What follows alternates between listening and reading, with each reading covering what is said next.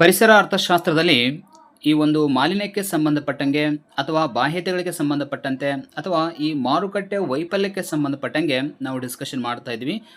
ಈಗಾಗಲೇ very important ನಮ್ಮ KSET ಮತ್ತು ನೆಟ್ ಎಕ್ಸಾಮ್ಗೆ ಬಹಳನೇ ಇಂಪಾರ್ಟೆಂಟ್ ಇರುವಂತಹ ಪಿಗುವಿನ್ ಟ್ಯಾಕ್ಸ್ ಮತ್ತು ಸಬ್ಸಿಡಿ ಬಗ್ಗೆ ಡಿಸ್ಕಷನ್ ಮಾಡಿದ್ವಿ.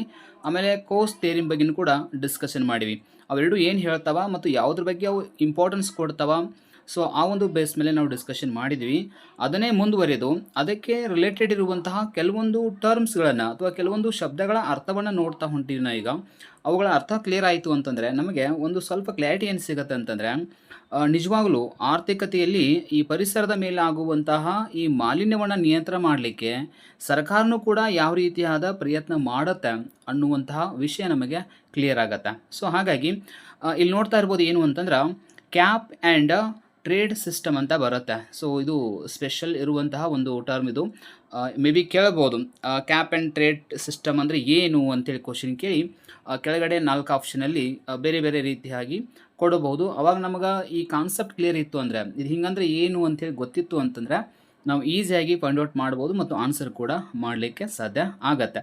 ಸೊ ಹಾಗಿದ್ಮೇಲೆ ಕ್ಯಾಪ್ ಆ್ಯಂಡ್ ಟ್ರೇಡ್ ಎಂಬುದು ಪರಿಸರ ಮಾಲಿನ್ಯವನ್ನು ನಿಯಂತ್ರಿಸಲು ಬಳಸುವ ಮಾರುಕಟ್ಟೆ ಆಧಾರಿತ ವಿಧಾನವಾಗಿದೆ. ಇದು ಮಾತ್ರ ಕನ್ಫರ್ಮ್ ಈಗ, ಓಕೆನಾ. ಇದು ಮಾರುಕಟ್ಟೆ ಆಧಾರಿತ ವಿಧಾನ ಹೌದು, ಮತ್ತು ಪರಿಸರ ಮಾಲಿನ್ಯವನ್ನು ತಡೆಗಟ್ಟಲಿಕ್ಕೆ ಸ್ಪೆಷಲಾಗಿ ಬಾಹ್ಯತೆಗಳಲ್ಲಿ ಯಾವ ಬರ್ತಾವೆ ಅಂದರೆ ನಕಾರಾತ್ಮಕ ಬಾಹ್ಯತೆಗಳಂತ ಬರ್ತಾವೆ ನೋಡಿ, ಅವುಗಳನ್ನು ತಡೆಗಟ್ಟಲಿಕ್ಕೆ ಮಾಡುವಂತಹ ಒಂದು ವಿಧಾನನ ಹೌದಿದು. ಸೊ ಹಾಗಿದ್ಮೇಲೆ ಇದರೊಳಗಡೆ 2 ಶಬ್ದಗಳು ಹೈಲೈಟ್ ಆಗ್ತವೆ. ಒಂದು ಕ್ಯಾಪ್ ಅಂಥೇಳಿ, ಇನ್ನೊಂದು ಟ್ರೇಡ್ ಅಂಥೇಳಿ. ಹಾಗಾದ್ರೆ ಅವುಗಳ ಮೀನಿಂಗ್ ಏನು ಅಂತೇಳಿ ನೋಡ್ತಾ ಹೋದರೆ, ಕ್ಯಾಪ್ ಅಂತಂದರೆ ಮಿತಿ ಅಂತ ಅರ್ಥ, ಓಕೆನಾ. ಒಂದು ಮಿತಿ ಅಂತ ಆಗತ್ತೆ. ಆ ಮಿತಿ ಏನು ಹೇಳಿಕೊಡತ್ತೆ, ಸರ್ಕಾರ ಅಥವಾ ನಿಯಂತ್ರಕ ಸಂಸ್ಥೆಯು ಒಟ್ಟು ಮಾಲಿನ್ಯದ ಗರಿಷ್ಠ ಮಿತಿಯನ್ನು ನಿಗದಿಪಡಿಸುತ್ತದೆ, ಓಕೆನಾ. ಅಂದರೆ ಸರ್ಕಾರ ಆಗಿರ್ಬೋದು ಅಥವಾ ಆ ಪರಿಸರವನ್ನು ನಿಯಂತ್ರಿಸುವಂತಹ ಒಂದು ಸಂಸ್ಥೆ ಆಗಿರಬಹುದು, ಒಂದು ಮಿತಿಯನ್ನು ನಿಗದಿ ಮಾಡುತ್ತೆ. ಇಷ್ಟು ಮಾತ್ರ ಏನು ಮಾಡಬೇಕು ಅಂದರೆ ಮಾಲಿನ್ಯ ಮಾಡೋಕೆ ಅವಕಾಶ ಇದೆ ಅಂತ ತಿಳ್ಕೊಂಡು. ಆ್ಯಕ್ಚುಲಿ ಕೋರ್ಸ್ ಅವರ ಥಿಯರಿ ಒಳಗೂ ಕೂಡ ಇದನ್ನು ನಾವು ಡಿಸ್ಕಷನ್ ಮಾಡಿದ್ವಿ ಇದ್ರ ಬಗ್ಗೆ ಹಂಗೆ ನೋಡಿದರೆ. ಬಟ್ ಪರ್ಟಿಕ್ಯುಲರಾಗಿ ಈ ಶಬ್ದವನ್ನು ಯೂಸ್ ಮಾಡಿರಲಿಲ್ಲ, ಮಿತಿ ಅಥವಾ ಕ್ಯಾಪ್ ಅಂಥೇಳಿ ಯೂಸ್ ಮಾಡಿರಲಿಲ್ಲ. ನಮ್ಗೆ ಹೆಂಗೆ ಕ್ವಶನ್ ಕೇಳ್ತಾರೆ ಅಂದರೆ, ಕೆಲವೊಂದು ಸಲ ಈ ಮಿತಿ ಅಂತ ಕೊಡೋಂಗಿಲ್ಲ, ಕ್ಯಾಪ್ ಅಂದರೆ ಏನು ಅಂತ ಕ್ವಶನ್ ಕೇಳಿಬಿಡ್ತಾರೆ.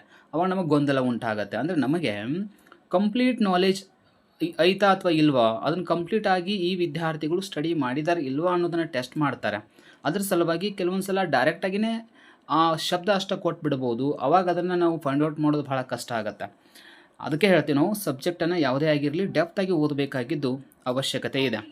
ಹಾಗಿದ್ಮೇಲೆ ಉದಾಹರಣೆಗೆ ನಾವು ಒಂದು ಕನ್ಸಿಡರ್ ಮಾಡ್ಬೋದು. ಏನಂತ ಹೇಳಿ, ಒಂದು ಪ್ರದೇಶದಲ್ಲಿ ವರ್ಷಕ್ಕೆ 1000 ಟನ್ ಕಾರ್ಬನ್ ಡೈಆಕ್ಸೈಡನ್ನು ಮಾತ್ರ ಹೊರಸೂಸಲು ಅನುಮತಿ ನೀಡಬಹುದು. ಹೌದು, ಸರ್ಕಾರ ಒಂದು ವರ್ಷದಲ್ಲಿ, ಅಂದರೆ ಆ್ಯಕ್ಚುಲಿ ಲಾಸ್ಟ್ ಕ್ಲಾಸಲ್ಲಿ ಕೂಡ ಇದ್ರ ಬಗ್ಗೆ ಎಕ್ಸಾಂಪಲ್ ಕೊಟ್ಟಿದ್ದೀನಿ ನಾನು. ಸೊ ಅದಕ್ಕೆ ಸಂಬಂಧಪಟ್ಟಂಗೆ ಹೇಗೆ ಒಂದು ಮಿತಿಯನ್ನು ಹೇರಲಾಗತ್ತೆ, ಆರ್ಥಿಕತೆ ಮೇಲೆ ಉಂಟಾಗುವಂಥ ಅಥವಾ ಪರಿಸರದ ಮೇಲೆ ಉಂಟಾಗುವಂಥ ಸಮಸ್ಯೆಗಳನ್ನ ತಡೆಗಟ್ಟಬೇಕಾತಂದ್ರೆ ನಾವು ಮಾಲಿನ್ಯಗಳನ್ನು ತಡೆಗಟ್ಟಬೇಕಾಗತ್ತೆ. ಆ ಮಿತಿಗಳನ್ನ ಹೇರೋದು ಅನಿವಾರ್ಯ. ಅದಕ್ಕೆ ನಾವು ಕ್ಯಾಪ್ ಅಥವಾ ಮಿತಿ ಅಂತ ಕರಿತೇವೆ. ಇನ್ನು ಇದನ್ನು ಮುಂದುವರಿಸ್ಕೊಂಡು ಟ್ರೇಡ್ ಅಂದರೆ ಏನು ಅಂದರೆ ವ್ಯಾಪಾರ ಅಂತ ಕರೀತೀವಿ. ನಮ್ಮ ಇಂಟರ್ನ್ಯಾಷನಲ್ ಟ್ರೇಡು ಹೀಗೆಲ್ಲ ನೋಡ್ತಾ ಇರ್ತೀವಿ ನೋಡಿ. ಟ್ರೇಡ್ ಅಂದರೆ ವ್ಯಾಪಾರ. ಈ ಮಿತಿಯೊಳಗೆ ಮಾಲಿನ್ಯ ಹೊರಸೂಸುವ ಪರವಾನಗಿಗಳನ್ನು, ಆ್ಯಕ್ಚುಲಿ ಇದು ಒಂದು ಕಾನ್ಸೆಪ್ಟ್ ಕೂಡ ಮುಗಿದಿದೆ ಈಗಾಗಲೇ.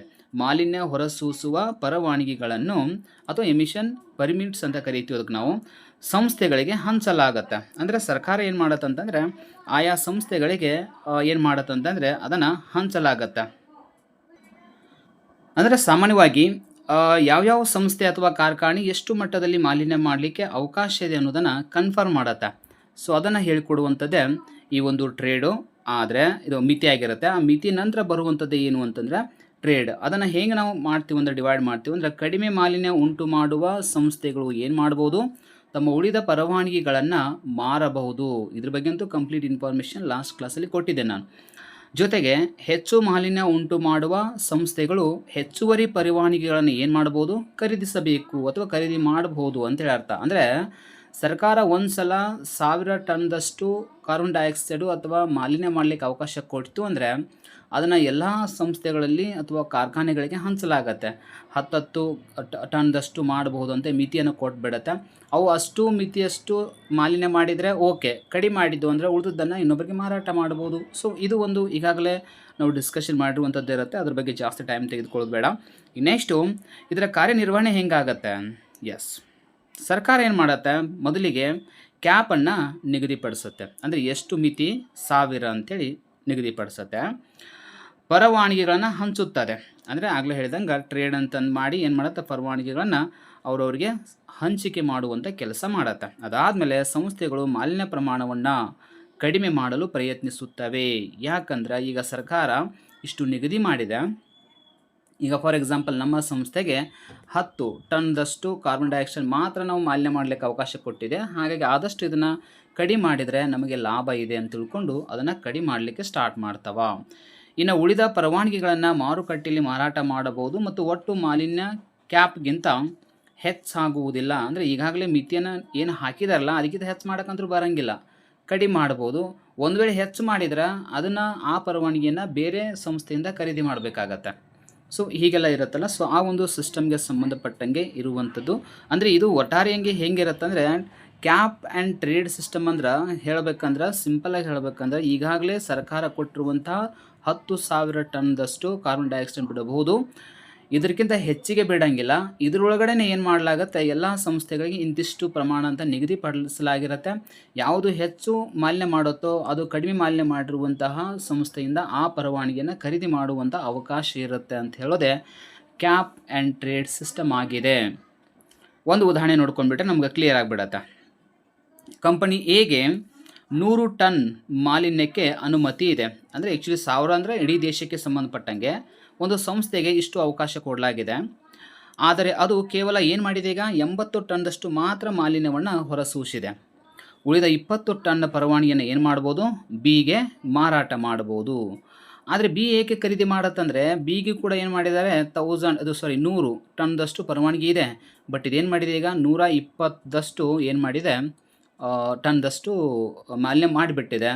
ಅದು ಮಾಲಿನ್ಯ ಮಾಡಬೇಕಾದ ಅನಿವಾರ್ಯತೆ ಬರ್ತಾ ಇದೆ. ಹಾಗಾಗಿ ಅದು ಈ 20 ಎಕ್ಸ್ಟ್ರಾ ಟನ್‌ದಷ್ಟು ಪರವಾನಗಿಯನ್ನು ತೆಗೆದುಕೊಂಡು ಈ ಮಾಲಿನ್ಯ ಮಾಡಲಿಕ್ಕೆ ಸರ್ಕಾರದಿಂದ ಅನುಮತಿ ಇದೆ ಅಂತಲೇ ಅರ್ಥ. ಇದಕ್ಕೆ ಈ ಮಾರಾಟ ಮತ್ತು ಕೊಳ್ಳುವ ಮಧ್ಯದಲ್ಲಿ ಹಣಕಾಸಿನ ವ್ಯವಹಾರಗಳು ನಡೀತಾವೆ. ಅಂದರೆ ಇಂತಿಷ್ಟು ಪ್ರಮಾಣಕ್ಕೆ ಇಂತಿಷ್ಟು ಹಣ ಅಂತ ನಿಗದಿ ಆಗುತ್ತೆ. ಆ ಹಣ ಯಾವ ಸಂಸ್ಥೆ ಮಾಲಿನ್ಯ ಕಡಿಮೆ ಮಾಡುತ್ತೋ ಅದು ತನ್ನ ಪರವಾನಗಿಯನ್ನು ಮಾರಾಟ ಮಾಡಿ ಆದಾಯ ಗಳಿಸ್ಬೋದು. ಮತ್ತು ಯಾವ ಸಂಸ್ಥೆ ಹೆಚ್ಚು ಮಾಲಿನ್ಯ ಮಾಡುತ್ತೋ ಅದು ಪರವಾನಗಿಯನ್ನು ಹಣ ಕೊಟ್ಟು ಖರೀದಿ ಮಾಡಬೇಕಾಗತ್ತೆ. ಸೊ ಇಂಥ ವ್ಯವಸ್ಥೆ ಇರುವಂಥದಕ್ಕೆ ನಾವು ಕ್ಯಾಪ್ ಟ್ರೇಡ್ ಸಿಸ್ಟಮ್ ಅಂತ ಕರಿತೀವಿ. ನೆನ್ಪಿಟ್ಕೊಳ್ಳಿ, ಮೇ ಬಿ ಈ ಒಂದು ಕಾನ್ಸೆಪ್ಟ್ ಹೈಲೈಟ್ ಆಗುವಂಥ ಚಾನ್ಸಸ್ ಇರುತ್ತೆ. ಓಕೆ, ಈಗ ಫೈನಲಿ ನೋಡಿಬಿಟ್ರೆ ಈ ಕ್ಯಾಪ್ ಆ್ಯಂಡ್ ಟ್ರೇಡ್ ಸಿಸ್ಟಮ್ದ ಲಾಭಗಳೇನು ಮತ್ತು ನಷ್ಟಗಳೇನು, ಅಥವಾ ಲಾಭ ಅಂದರೆ ಒಳ್ಳೆಯ ವಿಚಾರಗಳು ಮತ್ತು ಕೆಟ್ಟ ವಿಚಾರಗಳು ಅಥವಾ ಅನುಕೂಲತೆಗಳು ಅಥವಾ ಅನಾನುಕೂಲತೆಗಳು ಅಂತ ಬಂದಾಗ ಇಲ್ಲಿ ಒಂದಿಷ್ಟು ಪಾಯಿಂಟನ್ನು ನಾನು ಹೈಲೈಟ್ ಮಾಡಿದೆನು. ಸೊ ಒಂದು ಮಾಲಿನ್ಯ ನಿಯಂತ್ರಣ ಆಗುತ್ತೆ. ಅಂದರೆ ಸರ್ಕಾರ ನಿಗದಿಪಡಿಸಿದ ಕ್ಯಾಪ್ಗಿಂತ ಹೆಚ್ಚು ಮಾಲಿನ್ಯ ಉಂಟಾಗುವುದಿಲ್ಲ ದೇಶದೊಳಗಡೆ. ಓಕೆನಾ? ಈಗ 1000 ನಿರ್ಮಾಣ ಮಾಡಿದೆ ಅಂದರೆ ಇಷ್ಟ ಮಾಲಿನ್ಯ ಆಗುತ್ತೆ ದೇಶದಲ್ಲಿ ಆ ವರ್ಷ.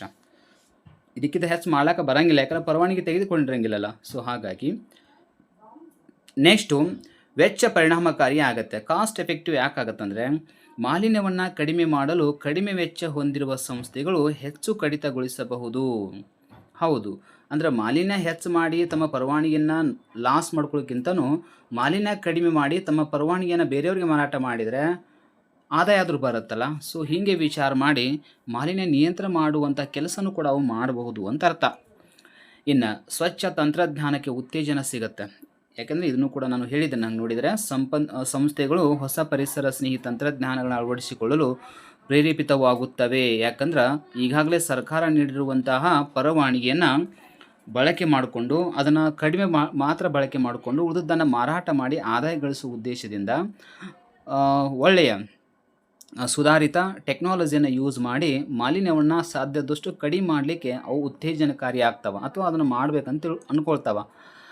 ಇನ್ನು ಮಾರುಕಟ್ಟೆ ಆಧಾರಿತ ವಿಧಾನ ಹೇಗಿದೆ ಅಂತಂದರೆ ಸರ್ಕಾರದ ನೇರ ನಿಯಂತ್ರಣಕ್ಕಿಂತ ಮಾರುಕಟ್ಟೆ ವ್ಯವಸ್ಥೆಯನ್ನು ಬಳಸುತ್ತದೆ. ಎಸ್, ಇದು ಈ ಪಾಯಿಂಟ್ ಅರ್ಥ ಏನು ಅಂತಂದರೆ, ಸರ್ಕಾರ ಯಾವುದನ್ನು ಕೂಡ ಹೇಳೋದಿಲ್ಲ. ಅಂದರೆ ನೀ ಎ ಸಂಸ್ಥೆಯು ಬಿ ಸಂಸ್ಥೆಗೆ ಇಷ್ಟು ಮಾರಾಟ ಮಾಡಬೇಕು ಅಂತೇಳಿ ಏನೂ ಸಜೆಷನ್ ಕೊಡೋಂಗಿಲ್ಲ, ಅಥವಾ ಬಿ ಸಂಸ್ಥೆ ಇದರಿಂದ ಖರೀದಿ ಮಾಡಬೇಕಂತಲೂ ಕೂಡ ಹೇಳೋಂಗಿಲ್ಲ. ಸರ್ಕಾರದ ಕೆಲಸ ಇಲ್ಲ ಇಲ್ಲಿ. ಓನ್ಲಿ ಮಾರ್ಕೆಟ್ ಇದೆ. ಮಾರ್ಕೆಟ್ ಹೆಂಗಿರುತ್ತೆ, ಎಗೆ ಎ ಏನು ಮಾಡಿದೆ, ಕಡಿಮೆ ಮಾಲಿನ್ಯ ಮಾಡಿದೆ, ಬಿ ಹೆಚ್ಚು ಮಾಲಿನ್ಯ ಮಾಡಬೇಕಾಗಿದೆ, ಅನಿವಾರ್ಯತೆ ಬಿದ್ದಿದೆ, ಹಾಗಾಗಿ ಎ ಇಂದ ಅದು ಖರೀದಿ ಮಾಡ್ತಾ ಇದೆ, ಅಷ್ಟೇ, ಮತ್ತೇನಿಲ್ಲ. ಇದೇ ಮಾರ್ಕೆಟಿಂಗ್.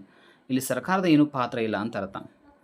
ಅಂದರೆ ಸರ್ಕಾರದ ಅವಶ್ಯಕತೆ ಬೀಳೋದಿಲ್ಲ ಆ ಟೈಮಲ್ಲಿ. ಅಂದರೆ ತಾನಾಗಿಯೇ ಏನಾಗುತ್ತೆ ಅಂದರೆ ಮಾರುಕಟ್ಟೆಯಿಂದ ಮಾಲಿನ್ಯ ನಿಯಂತ್ರಣ ಮಾಡುವಂತಹ ಒಂದು ಟೆಕ್ನಿಕ್ ಅಂತ ಅರ್ಥ ಇದು. ಇನ್ನು ಲಾಭ ಕಡಿಮೆ ಅಂದರೆ ಲಾಭ ಹೆಂಗಿದೆ, ಕಡಿಮೆ ಮಾಲಿನ್ಯ ಮಾಡುವ ಸಂಸ್ಥೆಗಳು ಉಳಿದ ಪರವಾನಗಿಗಳನ್ನು ಮಾರಾಟ ಮಾಡಿ ಏನು ಮಾಡ್ಬೋದು, ಆದಾಯ ಗಳಿಸಬಹುದು. ಇದನ್ನು ಆಗಲೇ ಕೂಡ ಹೇಳಿದನು, ಆದಾಯ ಗಳಿಸಲಿಕ್ಕೆ ಸಾಧ್ಯ ಇದೆ. ಓಕೆ, ಇಷ್ಟೆಲ್ಲ ನಾವು ಅನುಕೂಲತೆಗಳು ನೋಡಿಕೊಂಡ್ರೂ ಕೂಡ ಅದಕ್ಕೆ ಸಂಬಂಧಪಟ್ಟಂಗೆ ಕೆಲವೊಂದು ಅನಾನುಕೂಲತೆಗಳಂದ್ರೂ ಇದ್ದೇ ಇರ್ತಾವೆ. ಅವು ಯಾವುದು ಅಂತಂದರೆ, ಒಂದನೇದು ಪರವಾನಗಿ ಬೆಲೆ ಅಸ್ಥಿರತೆಯಿಂದ ಕೂಡಿದೆ. ಅಂತಂದರೆ ಪರ್ಮಿಟ್ ಬೆಲೆಗಳು ಅಥವಾ ಪರವಾನಗಿ ಬೆಲೆಗಳು ಮಾರುಕಟ್ಟೆಯಲ್ಲಿ ಏರಿಳಿತಗೊಳ್ಳುತ್ತವೆ. ಹೌದು, ನಾವೊಂದು ಎಕ್ಸಾಂಪಲ್ ಕೂಡ ಕೊಟ್ಟಿದ್ದೆ ಲಾಸ್ಟ್ ಕ್ಲಾಸಲ್ಲಿ, ನೀವು ಅದನ್ನು ಸರಿಯಾಗಿ ಕೇಳಿದರೆ ಕ್ಲಿಯರ್ ಆಗುತ್ತೆ. ಈಗ ಮಾರುಕಟ್ಟೆಯಲ್ಲಿ ಎ ಕಾರ್ಖಾನೆ ಅಥವಾ ಕಂಪನಿ ಏನು ಮಾಡಿದೆ ಅಂದರೆ, ತನ್ನ ಹತ್ರ ಒಂದು 20 ಟನ್ದಷ್ಟು ಪರವಾನಗಿನ ಉಳಿಸ್ಕೊಂಡಿದೆ.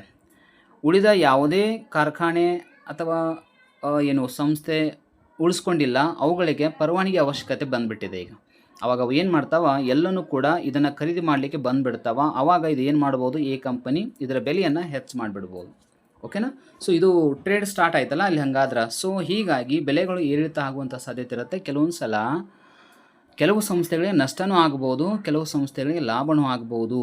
ಸೊ ಆ ಸಿಸ್ಟಮನ್ನು ನಾವಿಲ್ಲಿ ನೋಡ್ಬೋದು. ಹಾಗಾಗಿ ಇದು ಸ್ವಲ್ಪ ಕಷ್ಟಕರ ಅಂತ ಅರ್ಥ.